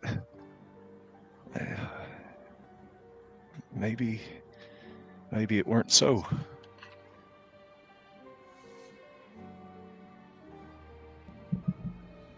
It sounds to me overall everybody's being pulled by strings that none of us could truly see, and orders have been given for things to happen that have charted the current course of history as we know it. So, Kat, I'm going to defer to you as the expert here. What's the choice? What's the decision? What's the verdict before we get our story straight and leave this room? Oh, about what to do with him? Mm-hmm. I'd like to know if Izig's got his answers now. Does he feel satisfied? Does he feel like he has an opinion as to what should happen to him? I don't know. Maybe it is best. Maybe there are truths that are better left buried. I don't know. I'm just a smith. I tend the shrine. I'm a simple man. I'm not a politician. I'm not a warrior. You live with these people, though. You are Midhaven as much as anyone else. What do they need? What should they hear? They need, as they've always needed, someone to rally against. I guess it's up to us who that is. I'm going to gesture to Colleen. You're willing to take the fall as long as we don't break your conspiracy, right? Aye. So we tell Midhaven that you did this all to try and steal the Bright Spark away for yourself. That you were going to abandon the town and take the trophy with you. Yes, that's fine. That I had extreme debts that I needed to pay, that I was going to sell it to the highest bidder far from Midhaven, that I had ulterior motives with it, that I whatever story you want to spin. He still is punished. The secret with Opal Eye stays secret, so your town stays in one piece. That's all I want. What was the Bright Spark? What was it used for nefariously? Was is a very good term there. Kat, what do you mean was? You said everything was fine a second ago over there. Fine. I mean, I'm fine. You But look fine? Yeah, you look great. So what about that sparkly shining thing that you were carrying around earlier? you mean this? And I'll pull out the pieces of the Bright Spark. Fudge. Just going to Well, set them. I think that's maybe for the best. I You don't could rightly know where say- the bright spark came from. We could say that Callian He destroyed broke it while trying to steal it. It like some sort Shattered. of magical protection on it. I don't Maybe know. that's one of the reasons why. No. That's why he was trying to keep you. He was trying to get you to fix it. Mm.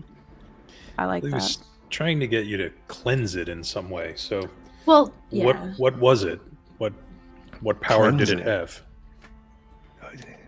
Some deep and old magic resided within it. I don't rightly know precisely how or what, but I do know that, well, before Isaac and before the man before Isaac, there was a very talented smith. One of them folks from the down deep, from the ether reach. And well, he knew what it were, or at least how to work with it and how to extract from it something that would leave a lasting mark. Could we take it down there and get it repaired? I don't know. I've What never are- been. It's not something I like, being what I am. What are we gonna tell the moth boys up top? That he lied? Okay. Just clarify that he lied. That's gonna go. He over well. he did lie to them. He told them that he was You're going right. to give it to them. Can, Right? can we take the shattered? And not just them. kind of trying to gesture, just to show them that it is no longer what it is or what it was. Yeah. Like you I- want to show them pieces of this. Yeah, to prove that Like, he lied and that relic. he lied and that it got destroyed, so that they'll go off and not be any more involved in this nonsense. Just a little piece of that. I think it would keep them away from the nonsense of all of this that's going to happen. Do we think these pieces have any value? I like the idea of taking them with us and like going to the Eighth Deep to try and fix it. That could be fun. Yeah. Then I don't even think we show it to the townspeople. We just tell them it was destroyed. Yeah. Because we don't want to get in a situation where they try to take it away from us. So then my final question is, do Isaac, Frigidette, and Callian go back together with Callian and Manacles to say that it's his fault? Fridge had very little assistance from us. She discovered it all. We were there just to help put him in chains, and Isaac was freed, and they go off and trot off into whatever version of Midtown they can create that is a happy version. We were following up with Jules' lead to find Fridge. and then we stumbled upon this situation after it unfolded. I like that. Do we want to escort them back? No. Mhm. Okay. Because Okay. we said we were gonna go. We said we were gonna go find Fridge, right? I did tell Jewel that I would bring Fridge to her should I find Fridge. This is true. Do we want to show them that it was like to tell them it was down here, or like? Honestly, I don't think we want the townspeople near the moth people. Right? No. I mean, my concern was more the door. Like, Oh, they wouldn't be able to get through it anyway, right? no, no, but that's not true. There's if quite they a want few. like the riddle that goes into Opaleye, and we're not Yeah. mentioning that. What if we just say it was Could be by it was the at the pond where the monster was? like, by the plant. Hmm. 'Cause And that's then where Captain's body is. The captain, which Galleon murdered. Yes. Yes. Oh, why did you murder him, by the way? I don't know. I didn't murder Tennille. He was missing. I were looking for him, and I think the plant got him. Yeah. got Oh, yeah. a letter Totally. Oh. from Totally, him. that plant ate the shit out of him. That's great. That's great. I hate plants. I don't like plants anymore. I don't But leave. there's no need to sully him in any way. Just another victim of my greed. Sure, we'll go with that. So are you taking me back, or am I think we're I taking them back. I guess. I'm looting the room first, though. Okay. I'm probably gonna put you back to sleep first. Also, How are we going to carry him? I'll just carry him. He can walk. I was gonna say if you keep him awake, he can probably walk and not have any issues to Well, his legs are manacled together. walk can slowly, shuffle across the floor, whatever. I'll happily help Quinn loot the room as well. Okay. Roll some perception checks. Everybody. Everybody who's looting.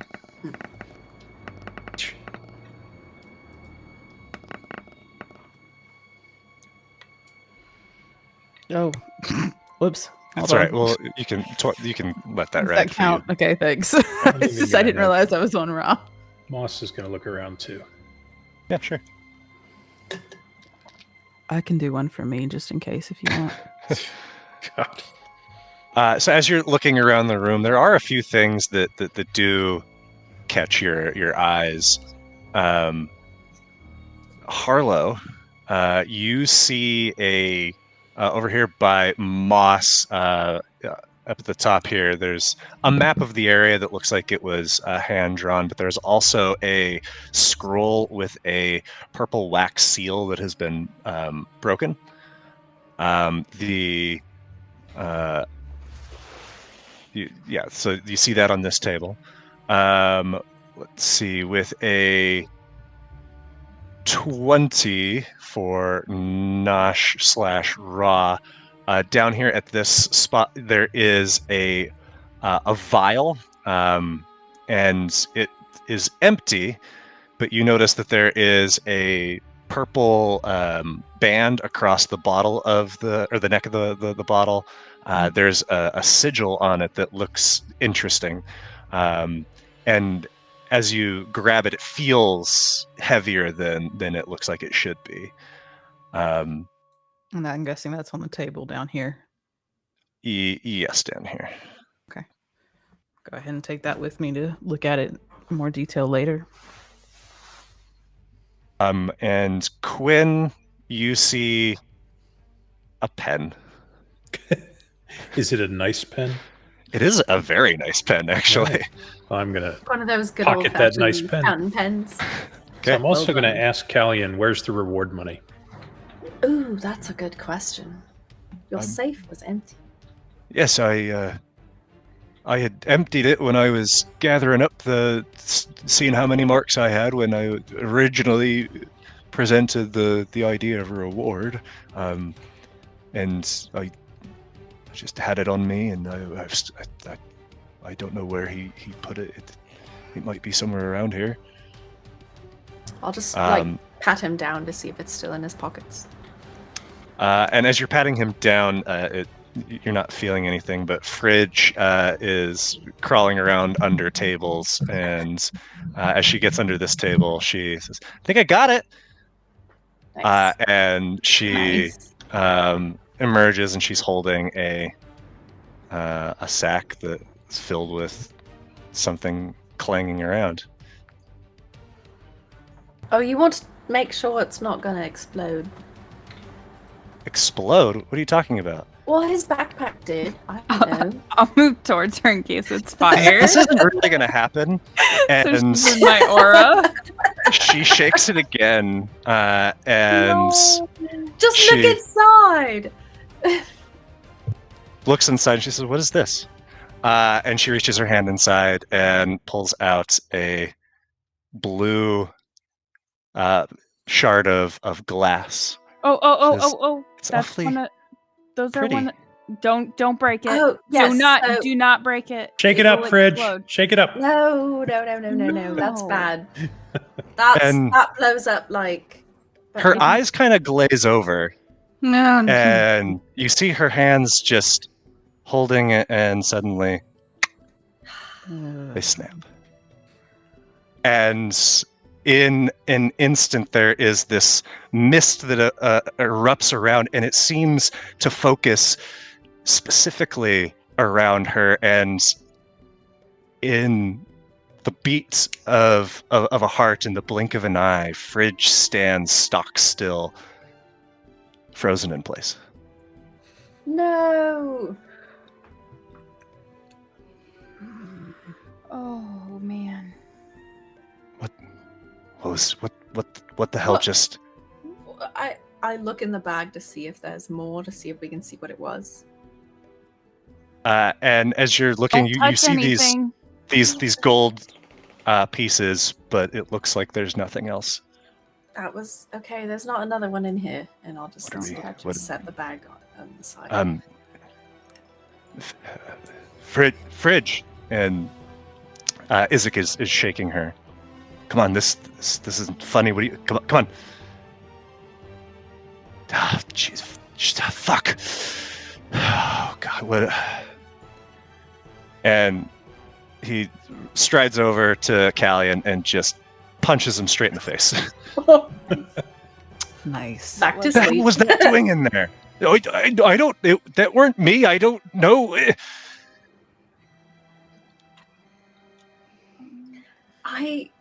I don't understand how she froze when she's like an ice person already. What exactly did the vial that she broke do? What does it do to individuals? Can she be thawed? Can I take a look at her? Yeah. Medically. Yeah, go ahead and roll a medicine check.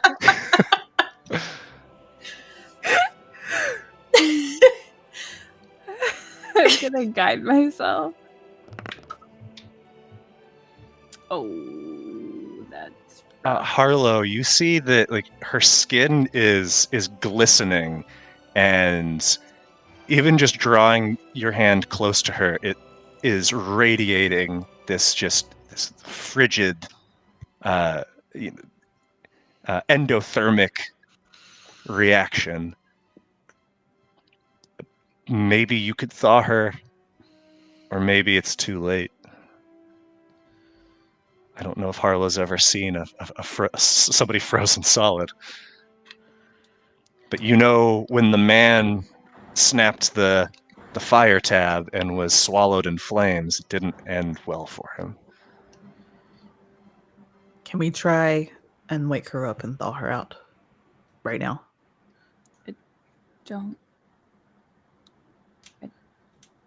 I don't think.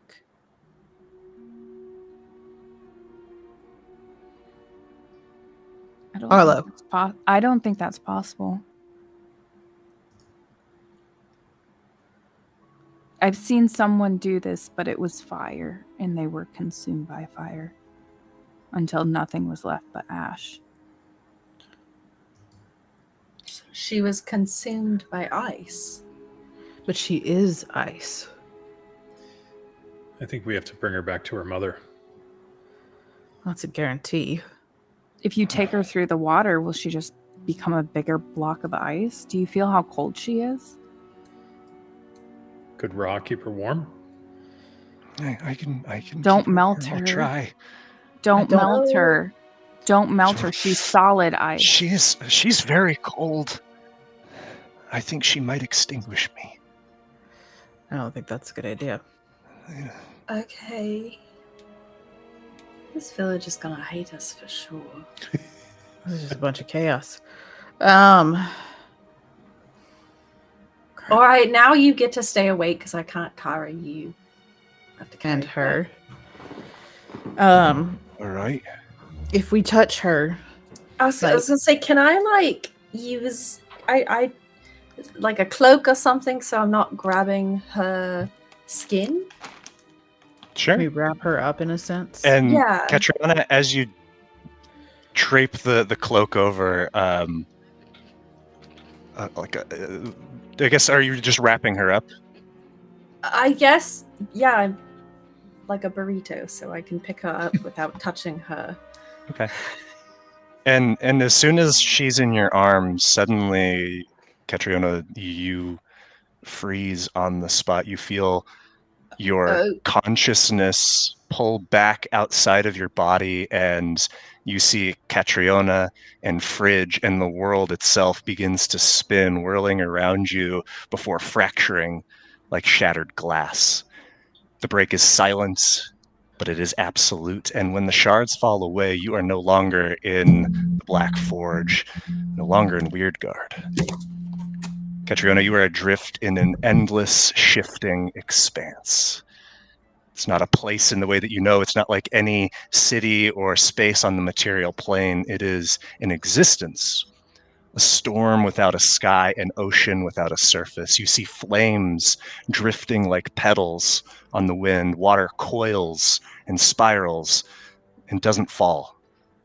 Jagged spines of stone grow and dissolve in the space of heartbeats. Lightning dances in slow arcs, illuminating the expanse with eerie after-images of things that were never there. It's chaos, but it is not destruction. It is motion, but not direction. And then you see it. At the heart of this swirling, ever-changing storm and expanse, there is something, one thing, that does not move. A single fixed point in a sea of untethered energy. And you feel yourself drawing closer or being drawn closer, and you stand at the base of a towering, frozen teardrop. The swell of the base is 100 feet at its widest, and the top is so high above you that even in the light of the energy all around you, you cannot see the pinnacle.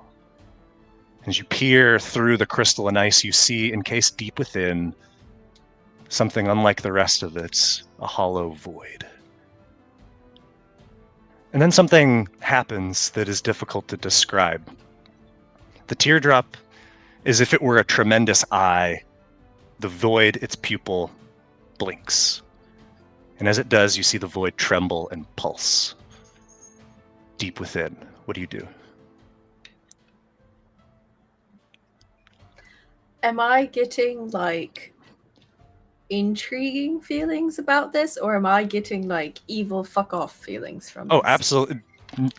There is no evil here. It doesn't seem like there's intent here. Okay. There just is. Okay. Is the teardrop solid? Are you touching it? Yes, I am. You touch I the want ice, to. and there's no surface resistance that meets you. I step forward and start walking towards the void. And you push through this solid water as if it were air.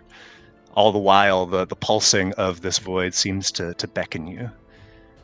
And you see, as you go deeper in, the faint flickers of the energy in the storm behind and beyond grow dim.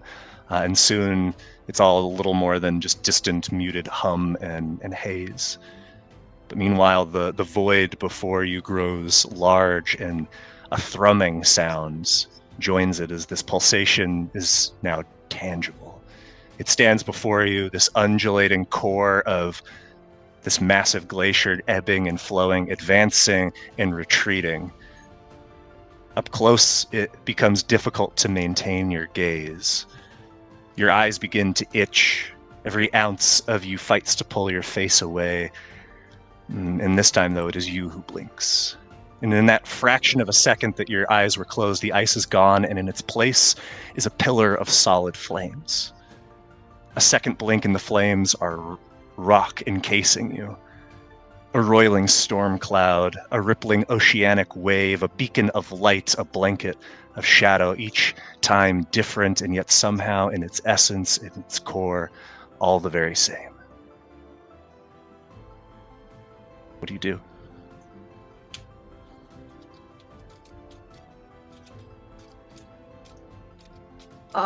There's no way for me to try and travel up the beacon. If you look up and it's as if you're swimming, you're able to rise up, sure. Okay, I want to go up this column of energy. And as you do, you feel that pulse rise with you, drawn to you, as the void chases.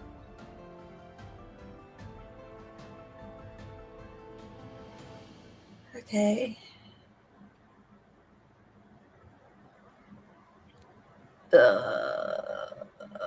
I will turn around and sort of dive in towards the void. As the first tip of you touches, you see absence begin to wick up your arms, across your chest, down your legs, over your eyes, until you and the void are one. And the world surges all around you. There's a sudden collision of everything at once, of fire, of water, of wind, of stone, of thunder, of ice, of light, of void, all crashing through your body, into your core, the breath that you've never needed, the blood you've never known. But the flood of it does not break you, it simply becomes you. And for a single agonizing, beautiful, euphoric moment, you are one with this tremendous tide of chaos, of energy.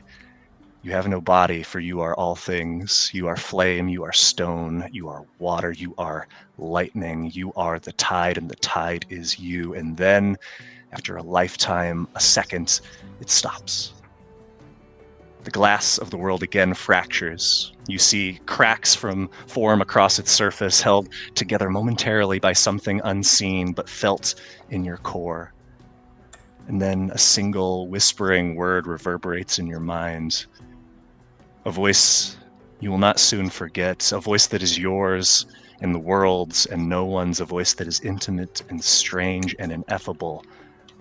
More. And then whatever holds a fractured glass of the world together fails, and the pieces fall, and you are back in the Black Forge with Fridge in your arms. And just as that void wicked up your arm, so too does the rime around Frigidette's body, amassing in ribbons of ice that snake around you. Flames leap somehow from your fingertips and swirl in streaks among the ice. A peal of thunder booms from somewhere close and far away as the flames and ribbons split open and arcs of crackling lightning dance among them. But the world does not shatter this time. The fire and the rime and the light do not dissipate. They simply become you. You are the flame. You are the ice. You are the storm. And as by instinct you draw them under your control, you see Frigidette, feel her rather, twitch. All right, that's refreshing. Okay. Fridge, and I sort of shake her. I think she's awake, maybe. She's still burritoed. I'll open her face, I guess. And as you shake her, there's this reverberating crash of thunder that echoes in this chamber. Sorry. What? I don't know.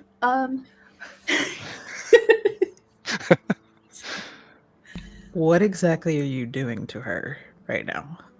Are you I can't breathe. I warmed her up, see, and I'll set her down sort of and like start unburritoing her so that she How can... did you do that? What just happened? Are you okay, Frigidette?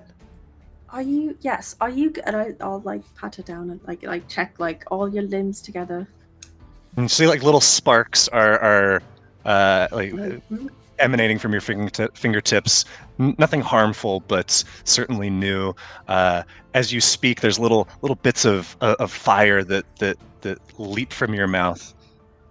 Cat, you're breathing flames. All right, I'm gonna walk away from the person who's made of ice. And I turn and That's cool. I walk away from Fridge. Frigidette, are you okay? Don't look at the guy Yeah. made of wood. Don't look at the guy made of wood. I didn't walk next to you either. What on earth? I feel like I just took a really great nap. Yeah? You were frozen solid. You were just frozen solid for a couple of minutes there. If you ever see those little, like, squares, those little rectangles, don't touch them.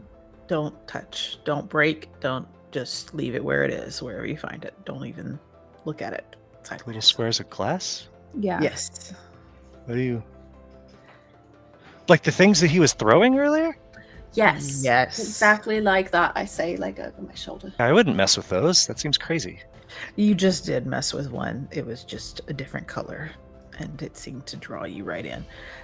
You're good now, though, right? Cat, are you So good? we're killing Callian? No. Or we're taking bringing him him- back? We're taking him back. You're gonna be the hero. You'll be the hero, yeah. Of course. That's only fitting. Great. Cat, she kind of like Yep. slides a little over. You still breathing flames and shooting off No, sparks. I'm good. I'll follow you as and we'll just go. Okay. Do you want to go last? Is that what I'm hearing? Yep, that's fine. Okay. All right, everybody, time to march. Let's go. Get on out. Out. Kat is just stood against the wall, like staring at her hands. Nosh is kind of like gonna like slide over and just kind of motion people to go around. It's just, like, just let's all go. Harlow, why don't you lead the way this time? I presume when we searched the room, we also did a search of the body. Yeah, I imagine you probably want to do that.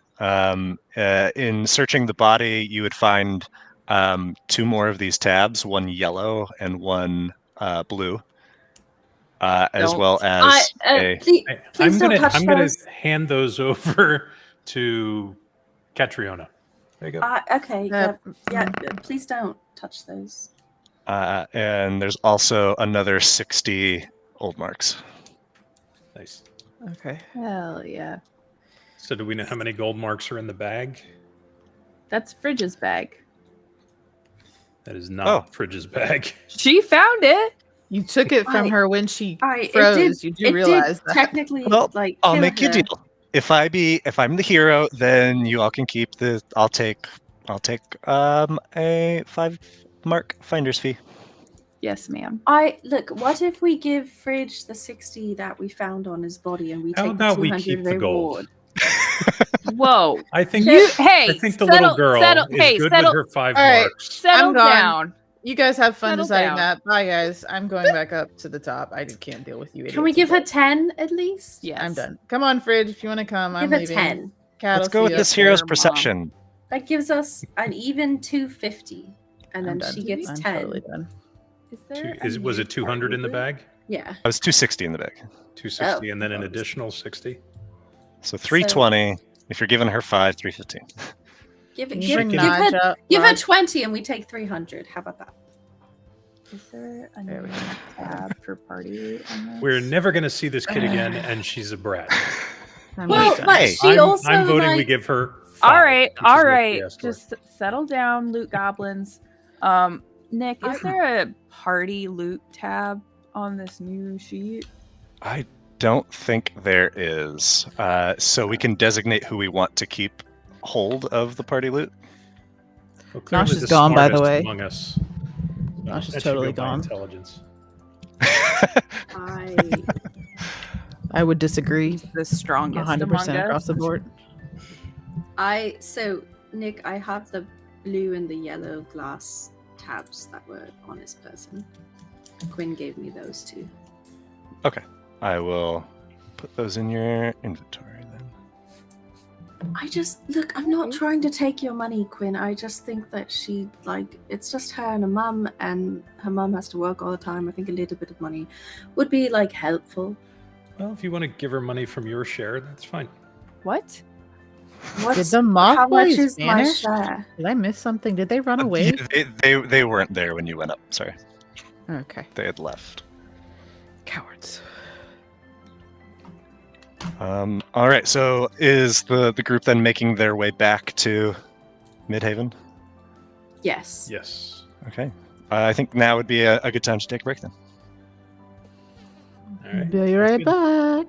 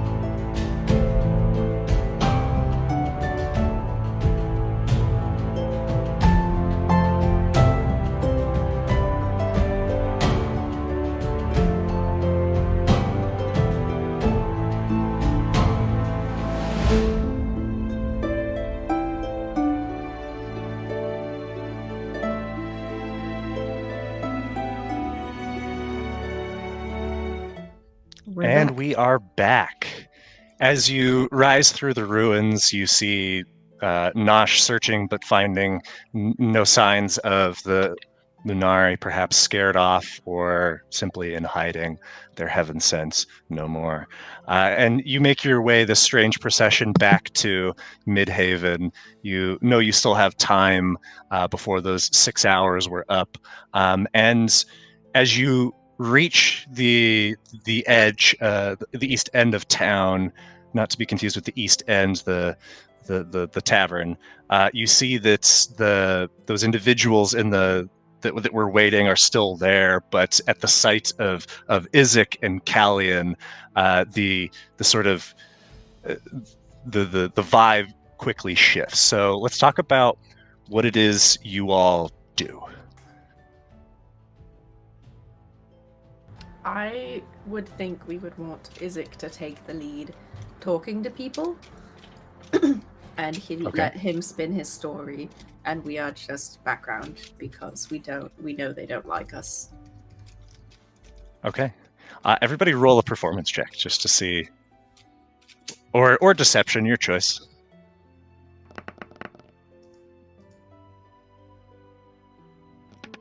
Equally bad.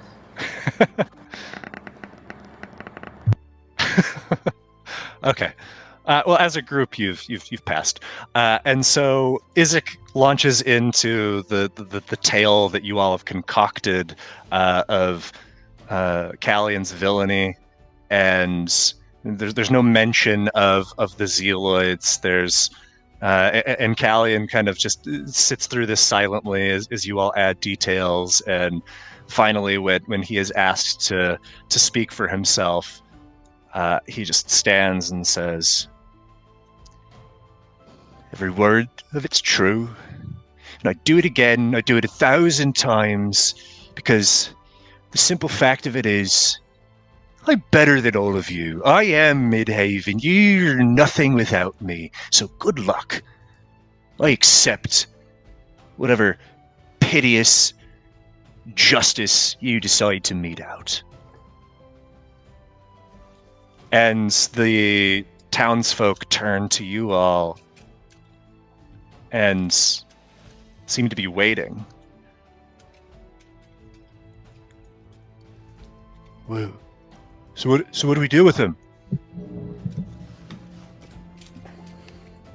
What do you want to do with him? Is the question. He killed the captain. He tried to kill Isaac. Mm-hmm. Jewel, you hear her voice. Maybe we blast him? Just a thought. Maybe you have him work? I don't know. He doesn't have any hands, does he? This is Ruby asking, by the way. Does he still not have any hands? Just can't remember. That's correct. He does not have hands. I mean, What job can he even do? do you want to perform an execution? Crispin, the Bearfolk Namasi who is beating the drum of June, says, "Well, someone's got to pay for this, yeah!" That feels extreme. Okay. Gosh, she's gonna just kind of side eye. Is What do we throw him off the crag spire? Who's with me? Throw him off the crag spire! Throw him off the crag spire! is And- death really a punishment though? Isn't Yeah, it just no. an easy out? That's true! That's true! Somebody chimes in. I mean, for all the chaos he's caused to the town, he kind of deserves to suffer a little bit, don't you think? You could mean- station him. You could station him like in the crag spire as a permanent watchman sort of fixture. Hmm. That's a pretty good idea. And you see Crispin looks over at the one of his comrades and says, "Just think about how much more blocksters we'd be able to play. We're on board." I forgot about monsters. Just mason him into the Yeah. tower. Yes, And then- he's just part of the lighthouse now. He just is on a spit and rotates slowly. So, And after some working out of the logistics of how to do this, yeah. Callian is led away by this group of Ephigeans and Namasi and Flood Touched, and the town is in high spirits. Everyone is pleased to see Izek. People are, they draw him over to the end of watch and are buying him drinks and asking him to tell the story again of what he did and what shots he got in before all of this happened, and the town just settles back into certainly a different sort of energy to when you first arrived, but there's something akin to that excitement of the festival that's in the air. And people come up to each of you throughout and are congratulating you and thanking you. But ultimately, you have time and space to yourselves. I'm going to ask Quinn quietly, aside from all these festivities, away from everyone except for maybe Kat and Harlow.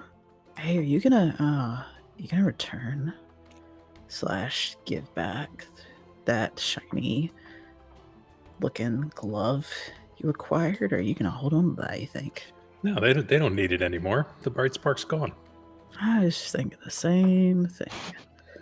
Right. So much fun could be had with that. So many things we could do with it. Okay, cool.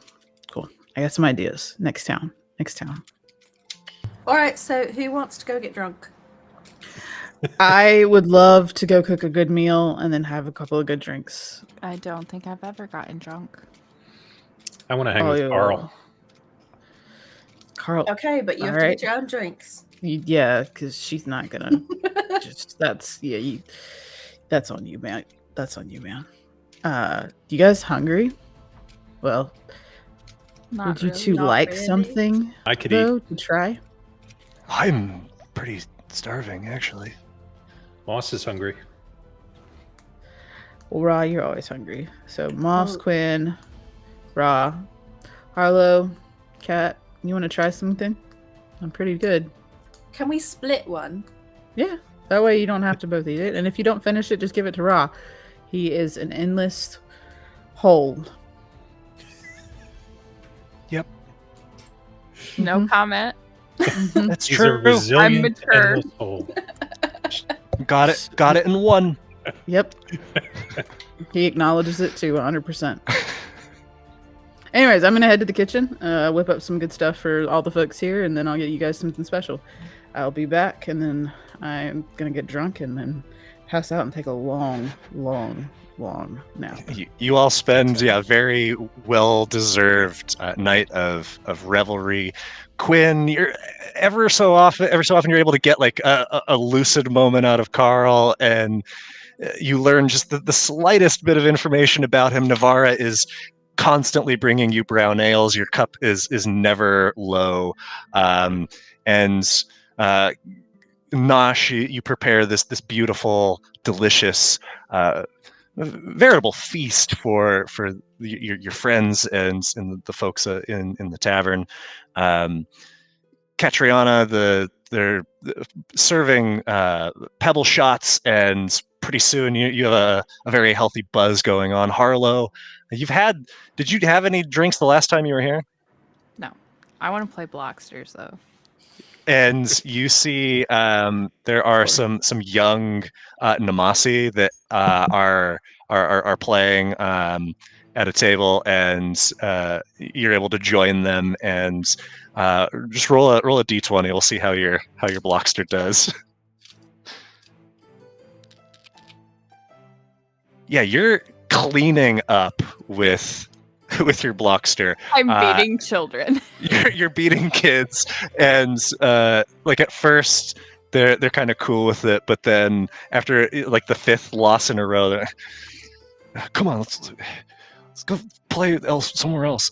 And just you hear one of them say, "Good thing we didn't play for keeps," and you're able to strengthen your skill at the Blockster table. When the kids leave the table from playing Blocksters with Harlow, I want to walk over with like a glass of red wine for her and set it down and just quietly sit next to her with the wine. I want to drink this, but I don't want to take my helmet off. Get a straw. I brought a straw as well. Yes. I put a straw It's a crazy straw. up through. It like goes up through the eyes and down so you can drink. It's following Oh the my mist. god. And Harlow, there's something so familiar and homey about this taste. It sits just right on your tongue and makes you feel not so shabby. And you get as drunk as you want to be or as sober as you want to be. And each of you spends a very pleasant evening until, in your own time, you retire for the evening. And so, what are our sleeping arrangements here? Quinn doesn't really sleep, so he just needs 4 hours of kind of stationary time. So Are you just standing in a corner, or are you pretty much, going to if he can find a little soil somewhere, maybe a pot, he just kind of jumps in. He climbs into a fern. That's okay. Please tell me. That's great. Does Quinn wear shoes? No. Quinn actually does wear shoes. Yeah. Okay, Are so they does like he the take his vibrant- does he take his shoes off and put like his feet in the ground like little roots? That's actually a trait that he can have at this next level up. Called Oh, Are they wow. clogs? open-toed sandals. Are they like They're the toe toe shoes. socks or toe Oh, the toe shoes? shoes where you can see each individual toe as he walks around. That's great. Except they're little roots. Ooh, would he get Oh toe my gosh. fungus? He might get toe fungus. He might get toe fungus. He is toe fungus. I don't know. Toe fungus and dingleberries. So Quinn has potted up. Guess where your next berry's coming from? Oh god. Nosh, Harlow, Catriona. Nosh is gonna go back to the kitchen because Nosh always feels safe within the kitchen, and Ra actually always likes to cozy up in the kitchen hearth. Which, Oh if yeah. you know anything about a good kitchen, your hearth never goes out. So Ra is basically sleeping and keeping the fire going.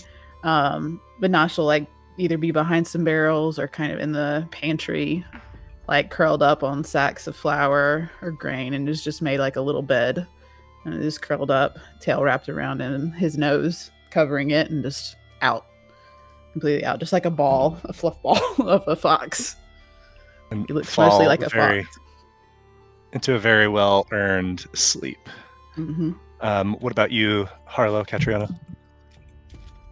I think I would want to go outside and like prop myself like sitting against the building maybe, or like a nearby tree or rock or something, and sleep there. Okay. I think Harlow would seek out somewhere very quiet She's had interesting day. This is the second time she's seen someone die, but it's been the first time that she's seen like someone kill someone else too. So it's been like a odd experience because parts of it felt bad, parts of it felt good, and it's just a lot of conflicting emotions. Okay. Harlow, as you settle into your rest, are you inside, outside? I'd say maybe she went outside, found like a cemetery in this town because it's just kind of like familial. And That it would just feel feels- like home. Yeah. Okay.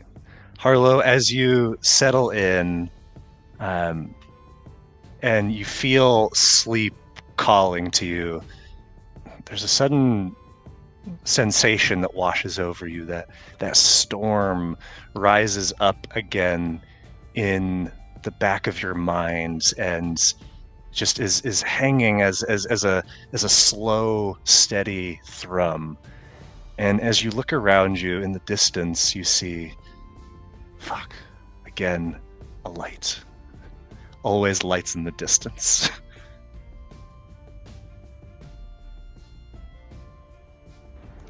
Feels like the world is replaying. And she stands up and goes to follow it. And as you do, you see that it leads back in the direction where you were. That feeling at the back of your mind continues to grow, and you see that the light is coming from Catriona, slumped up against the tree. There is mist that is pooling from her eyes, just as it does from yours. What do you do? Cat? And as you call out, you hear your voice echo. But it sounds distant, apart from you. And the light from Catriona's eyes swirls and forms a solid, roiling ball of light. And that prickle at the back of your mind grows again.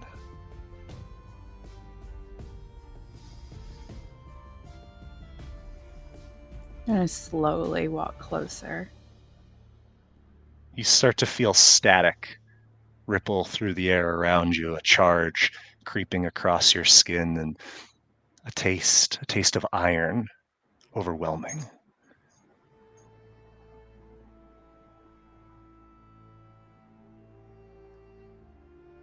Like blood? Like blood.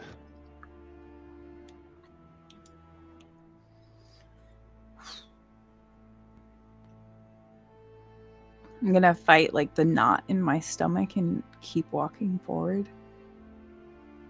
And as you reach the light, suddenly the scene around you shifts violently.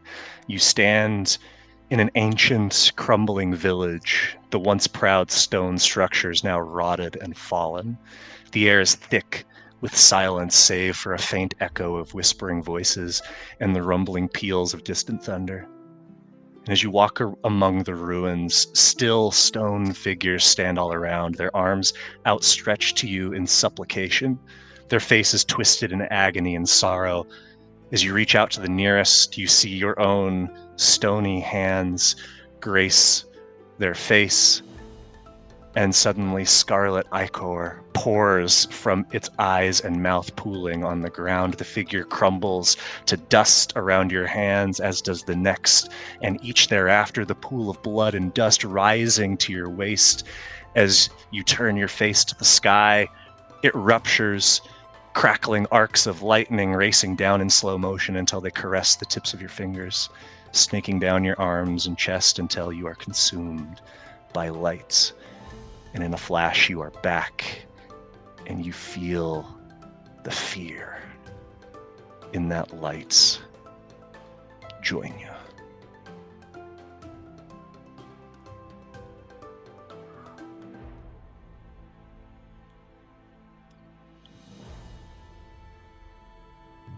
Harlow would probably be just like stock still. Just like absorbing it, but also like very like reflective and like trying to think through it. There's another prickle at the back of your mind, and instinctively you feel your head turn, and you see through solid matter another light coming from within the inn. I start walking towards it, but this time it's a little bit quicker because I feel like I know what I'm going into. You see the tavern is empty save for standing ankle deep in a potted plant, Quinn. And from his eyes, this mist pools. And you feel your arms start to grow heavy, the smell of smoke coiling around your nose, the taste of charcoal swelling in your mouth as the light condenses, as it did with Catriona. I reach out a little bit more confidently this time, more curious. And again, the world around you shifts violently. You stand in a dark grove, the neon glow of bioluminescent flora all around you. In the distance, a tremendous willow rises, its boughs sweeping to the forest floor. You flex your wooden fingers, and an unexpected spark springs from it. Landing at your feet, an ember flickers to life, and then in an instant, wildfire erupts all around you. It spreads too fast, devouring the nearest trees in fractions of a second, choking the plant life's glow. You try to lift your hands to do something to quell the flames, but your arms remain leaden at your side. And to your horror, a terrible wail pierces your eardrums as the willow boughs catch and the ancient tree before you turns to charcoal, as do your fingers, your legs, your lungs, your eyes. And you're back in the tavern. Quinn's fear becomes you. I look around for the last one. You know what you're looking for, and you see from within the kitchen more of this light pooling from Nosh's eyes. You feel your eyes begin to grow heavy, your blinks turning slow, your mouth feels chalky, the taste of ash on your tongue. Walk in and grab this light. With confidence, you are transported briefly to a silent, starlit clearing. There are no sounds of creatures large or small, no wind through willows, no breath, nothing. The emptiness is suffocating. You see a bounty of food in front of you on silver plates. The colors of fruits and roots and leafy greens, though, begin to drain, leaving everything a monochromatic gray. You gnash at the food ravenously, your vixen-like hands flashing before you. But each bite is an agonizing reminder that you cannot feel anything. Not joy, not satisfaction, not even hunger. The darkness grows around you, and the shadow of sleep looms, stretching impossibly long. Time loses meaning, along with the food in the forest, and you feel yourself slipping into sleep, a sleep outside of time and place, a sleep that stretches into infinite eternity. And again, you are back. But now you are back in the graveyard, as if drawn across space, or perhaps having never left it at all. The fear of your comrades, part of you now. And it feels like there's something more. Something that wants to come out.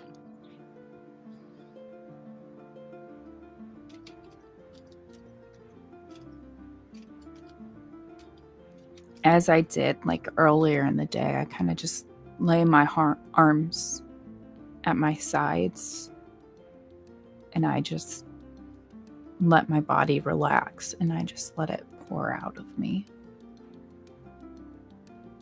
whereas the light that you absorbed was misty and bright, what pours from you now is inky black, and swirls and pools and burbles and boils until finally it begins to coalesce into a form.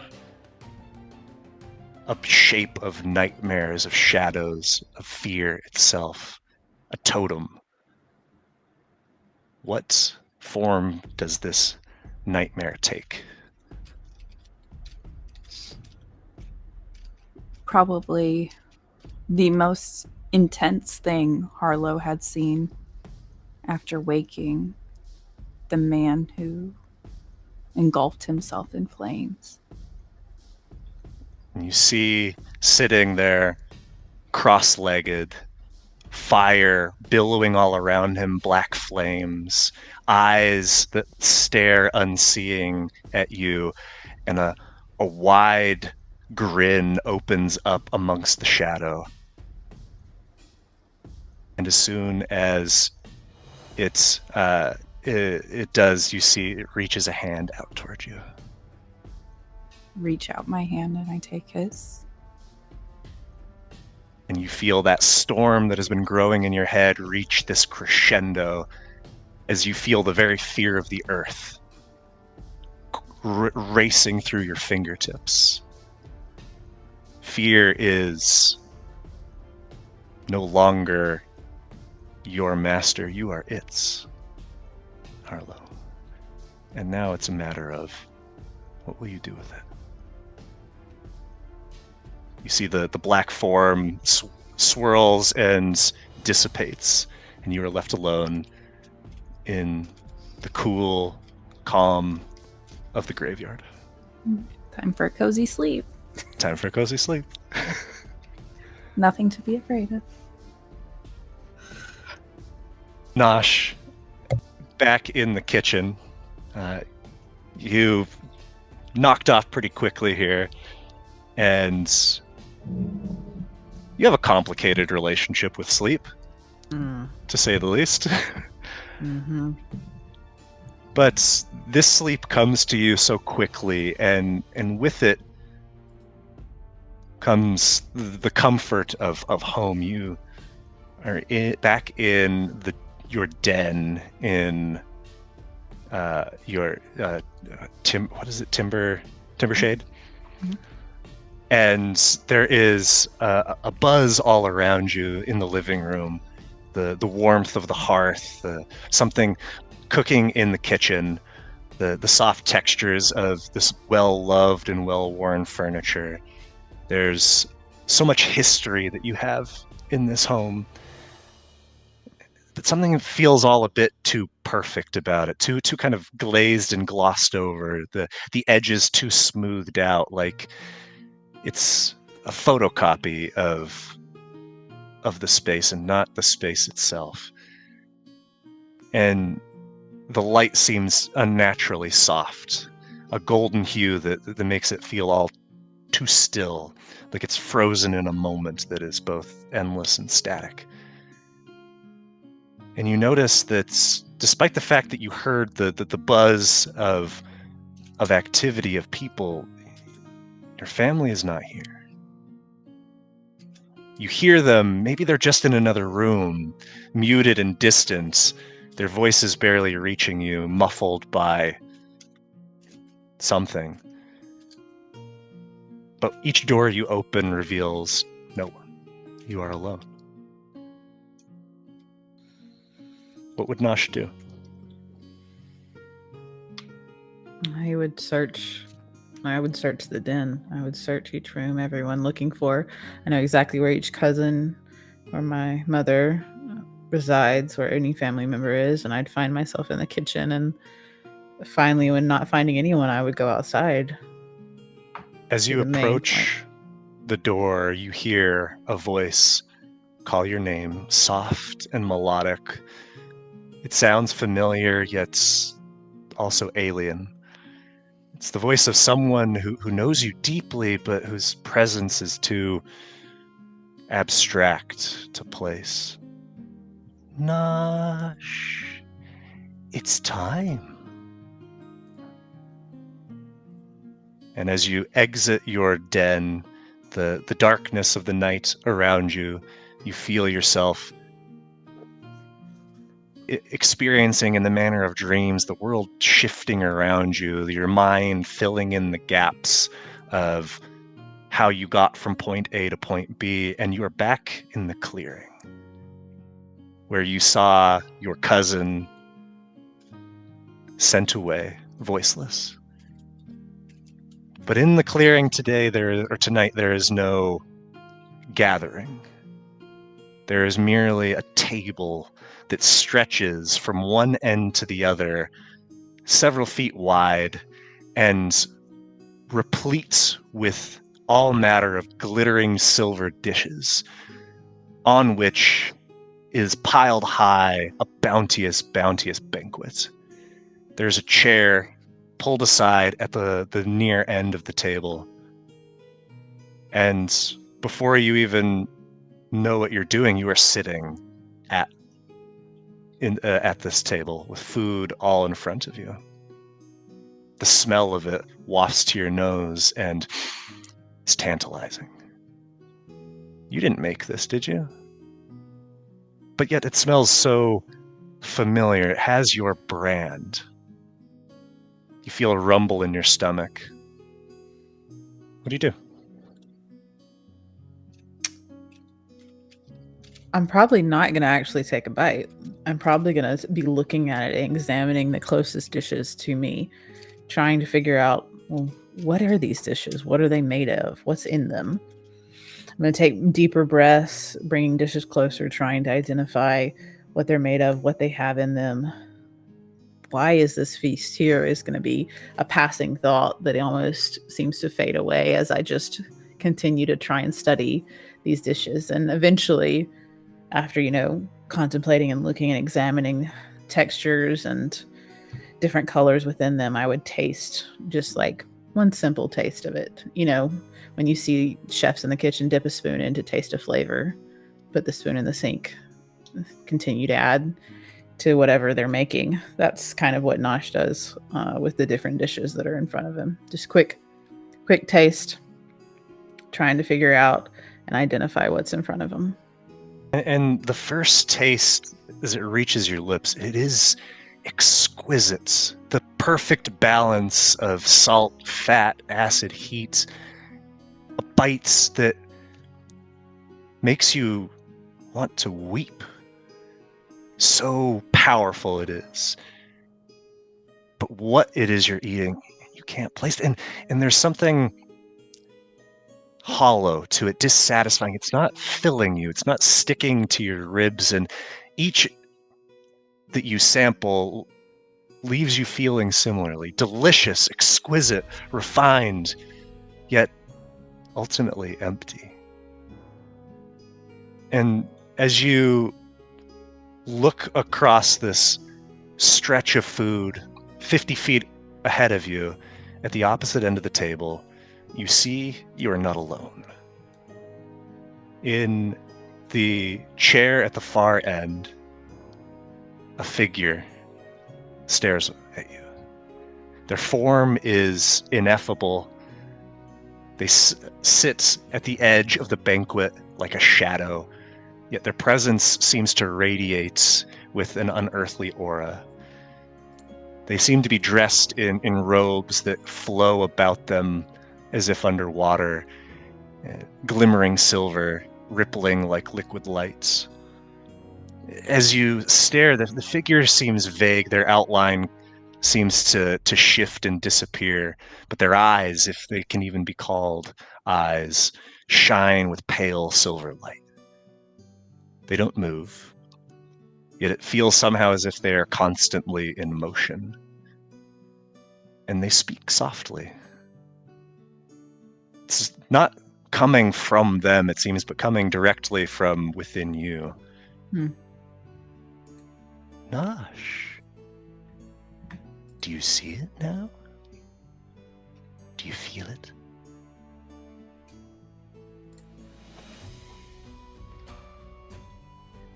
They gesture toward the table. There's a hollowness to this food. There's no soul, there's no life, there's no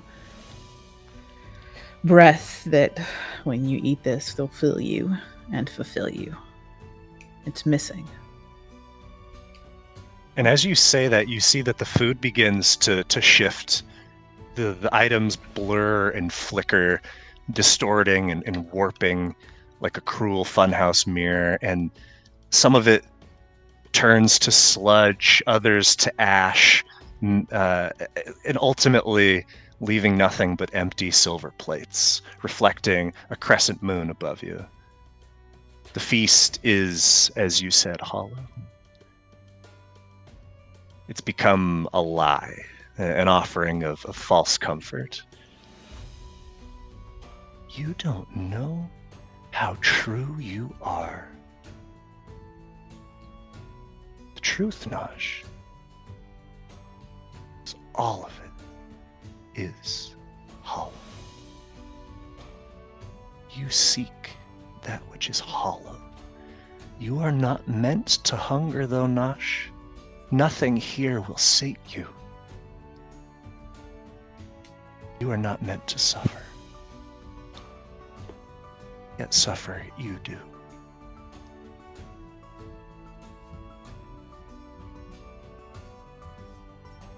So how do I find it?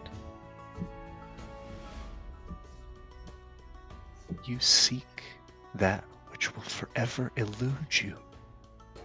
Because, Nosh, you have been asleep for so long. You see their eyes flicker in the distance. Asleep in a shadow.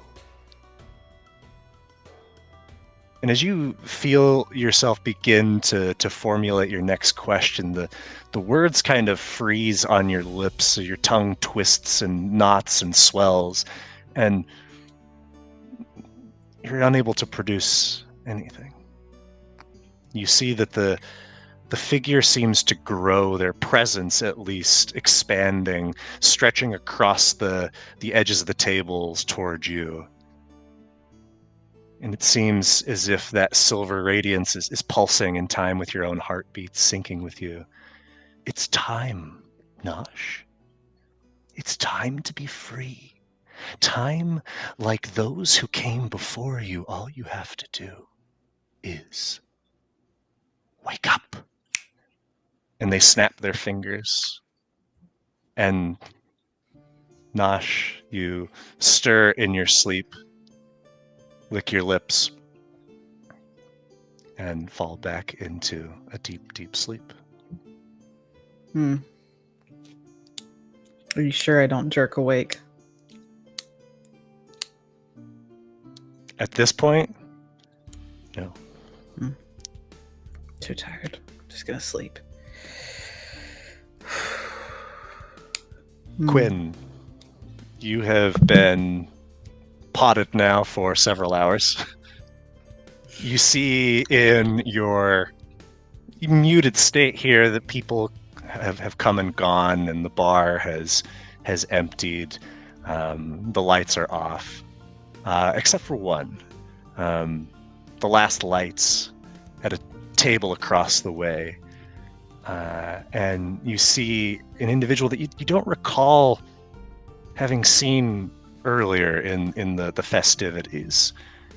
A simple looking man, dressed very nondescript, rises from his table, sets 2 gold marks on the table, and leaves. And there's something about the man that you can't quite place, Quinn, something that seems misplaced. And as you reach the end of your rest, you are still alone here in the tavern. Carl is gone, Nivara is gone, it's just you. What do you do? So the man has left the tavern? Yes. Was this figure Teorin, or what species was he?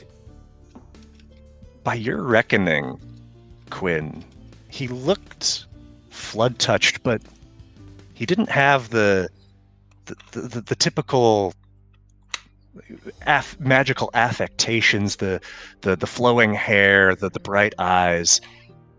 If you're not mistaken, Quinn, and maybe you are, he looked like a man out of time, a man from before, at least from the descriptions that you've heard, the stories that you've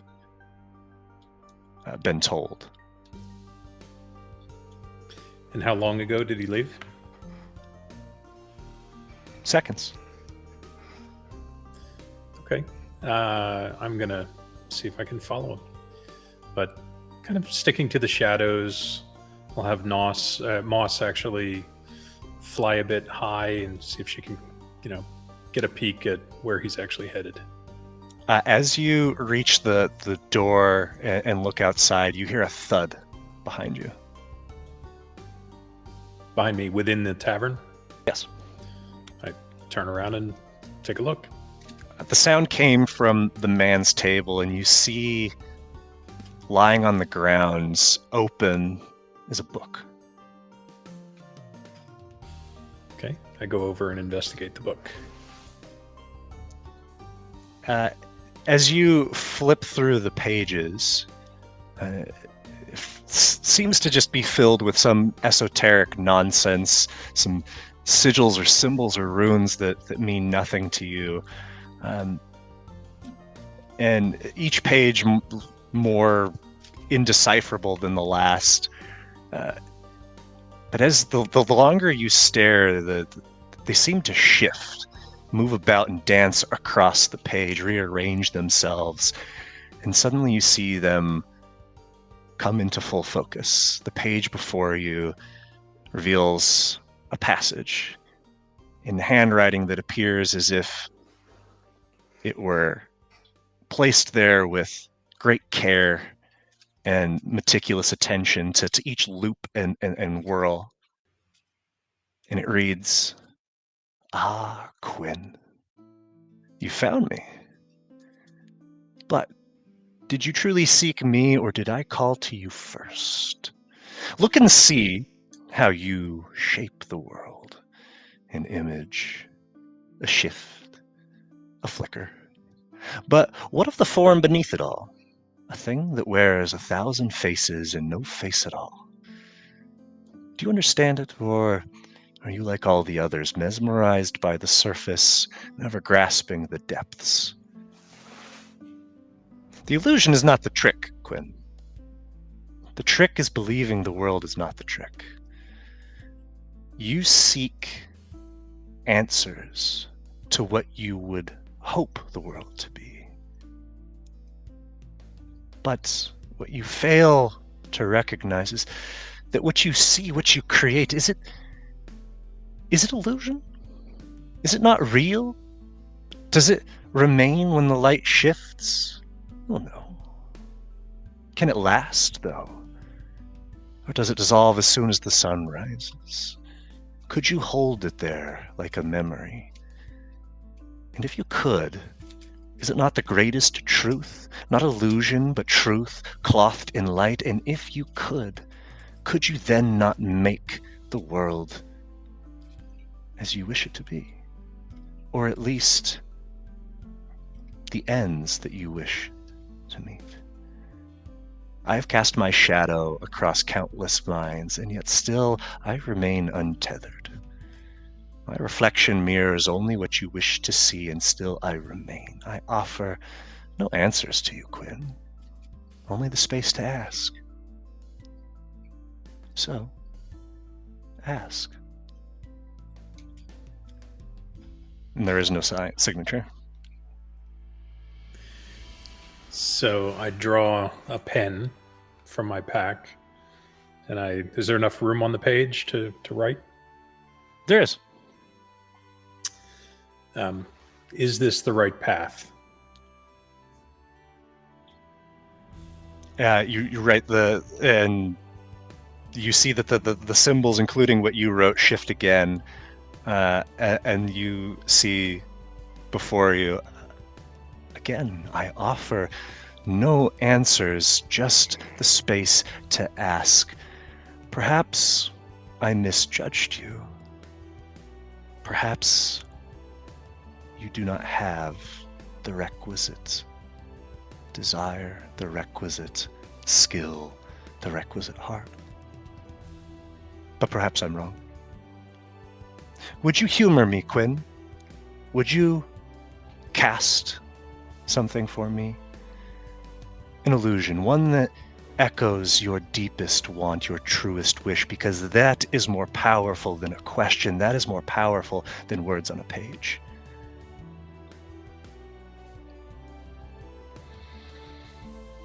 So I cast an illusion using minor illusion of a portrait, a painting. In the painting is a vibrant grove, trees in full bloom, a gathering of Teora, Nemasi, Ephigean, all surrounding what appears to be some sort of a ceremony, some sort of a birth, when in fact it's actually an awakening. That picture is static, but it has life to it. It has motion, and it's easy to see among the portrait that something has happened there that is new, that's fresh, and was not in the world before. And in that casting, I kind of take a deep breath and put my hand on this illusion, and as if it is real, my hand doesn't pass through. At first. And then, Quinn, as your hand is on the image, you feel yourself being drawn into it, sucked into this image that you created from nothing, until the tavern is gone. The world around you is this grove. The people around you, not merely moving images on a screen or on a page, but three-dimensional, whole, and vibrance. You see them as you made them. You feel them as they breathe and move about. This awakening happening, unfurling right before your eyes. It only lasts for a short time until you feel yourself back, your hand firmly planted against this solid image made real. And you see that the book begins again to scrawl. Yes, Quinn, yes. You've tasted it. The edge where the world frays, where the fabric trembles, and you, just a flicker of light, reshape it. If this is the world that you wish, the truth that you want, you need only make it. The veil is thin, but the path is wider than you know.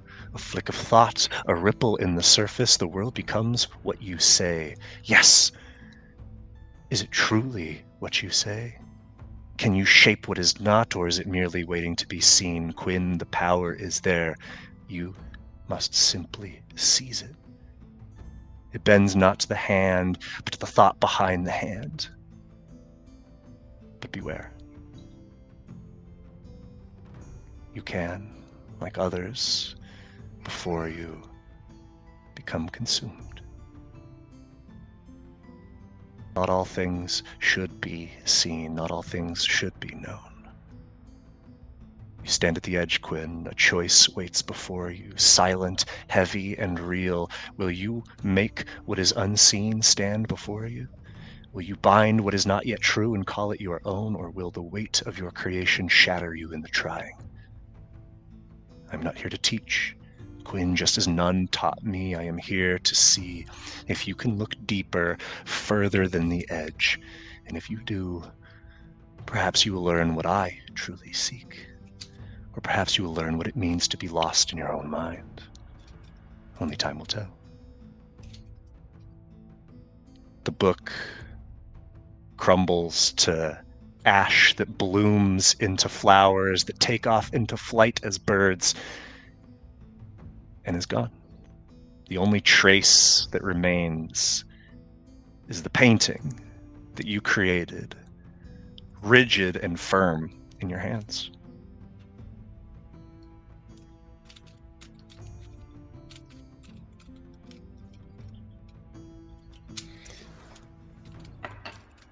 So I take the painting and I look around the tavern looking for a wall where I might actually hang the painting. And so I do. I find one, and I'm able to actually put it on looks to be a nail that was already there, and so I hang up this painting, and I stand back and admire it for a moment longer, and then I turn away. You hear a little whimper from the kitchen, a yelp, soft and muted. As you peek in, you see Nosh twitching fitfully, and then suddenly bolting awake. Nosh, this time, the dream and the sleep have truly lifted. And here you are in the kitchen, raw, still burning. Quinn in the doorway. Quinn, Quinn, what are you? Why are you in the kitchen? What's going on? It sounded like you were having a nightmare. Everything okay?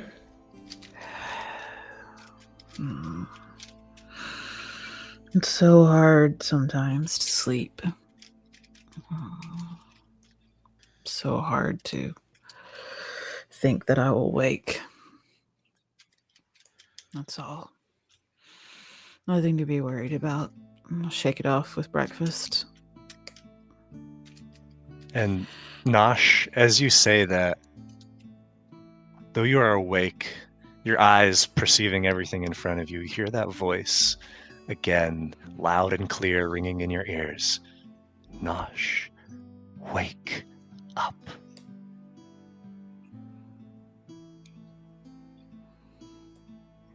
Quinn can just kind of see that Nosh's face is just kind of like a little shocked, a little scared, just not really sure what's going on or where this voice that he's hearing is coming from.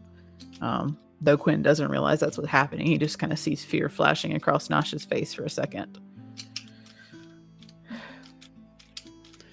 So I'm watching very concerned, but is this just the shaking off of sleep?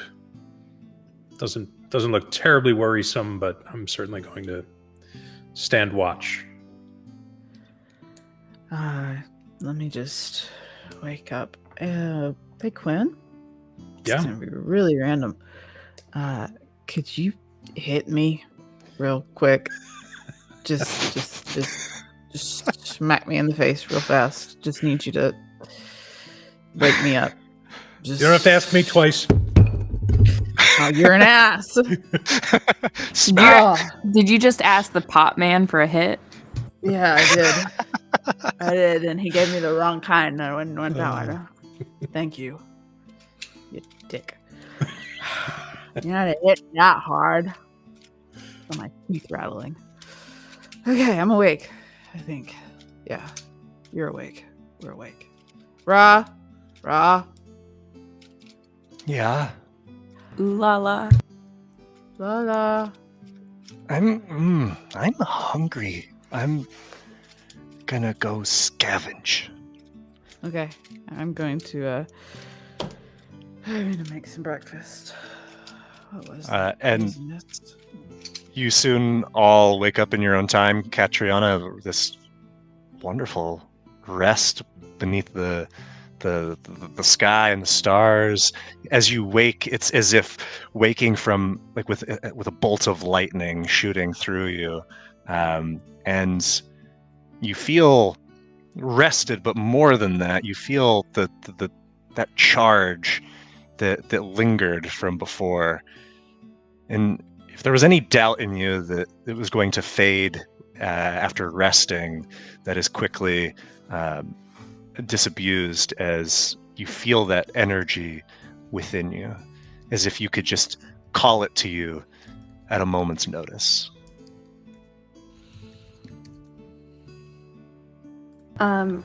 That's kind of exactly what Catriona is going to do. She's going to spend a little bit of time playing with the like cantrips that you can use now. She's going to be like pulling the earth around her, moving it around her a little bit and creating little shapes and laying it flat again, and pulling water out of the nearest like pile of mud and making it flow around a bit, that sort of thing, for a while. You hear a voice coming from up above, Mosswing calling out, "You know, Quinn always makes it look hard, but here you are tearing up the yard." Oh, she sort of like stops immediately when she hears Mosswing. What? No, when did you get there? Do go on. It's all back where it should be now, sort of. That pile's over there now. Hang on.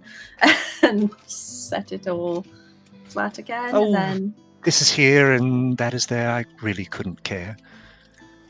Why are you out here? Where's Quinn? He's in the kitchen with Nosh, who I don't think is looking awfully posh. This morning, something went amiss, and maybe they're going to kiss. No, I jest. It's not true. But why don't we see, me and you? Where did Harlow get off to? I assumed that she would be with you. Oh, that's a very good question. I could take a guess, I suppose. And Catriona will start heading towards the graveyard in town, because that's the only other place that Harlow knows where to go. Yep. It's all Harlow knows is graveyards. She just likes cold, dead stone. What can I say? Fine. And you all are able to begin your day. You each have experienced much in the last 2, and it seems as if the world before you is open and full of possibility. You are at a crossroads. You could go any way you choose. You just need to choose. And that is where we will end our session for the evening. Good night, stream. Good night, stream. Hope you had a fun time. I know I did. See you next time, stream.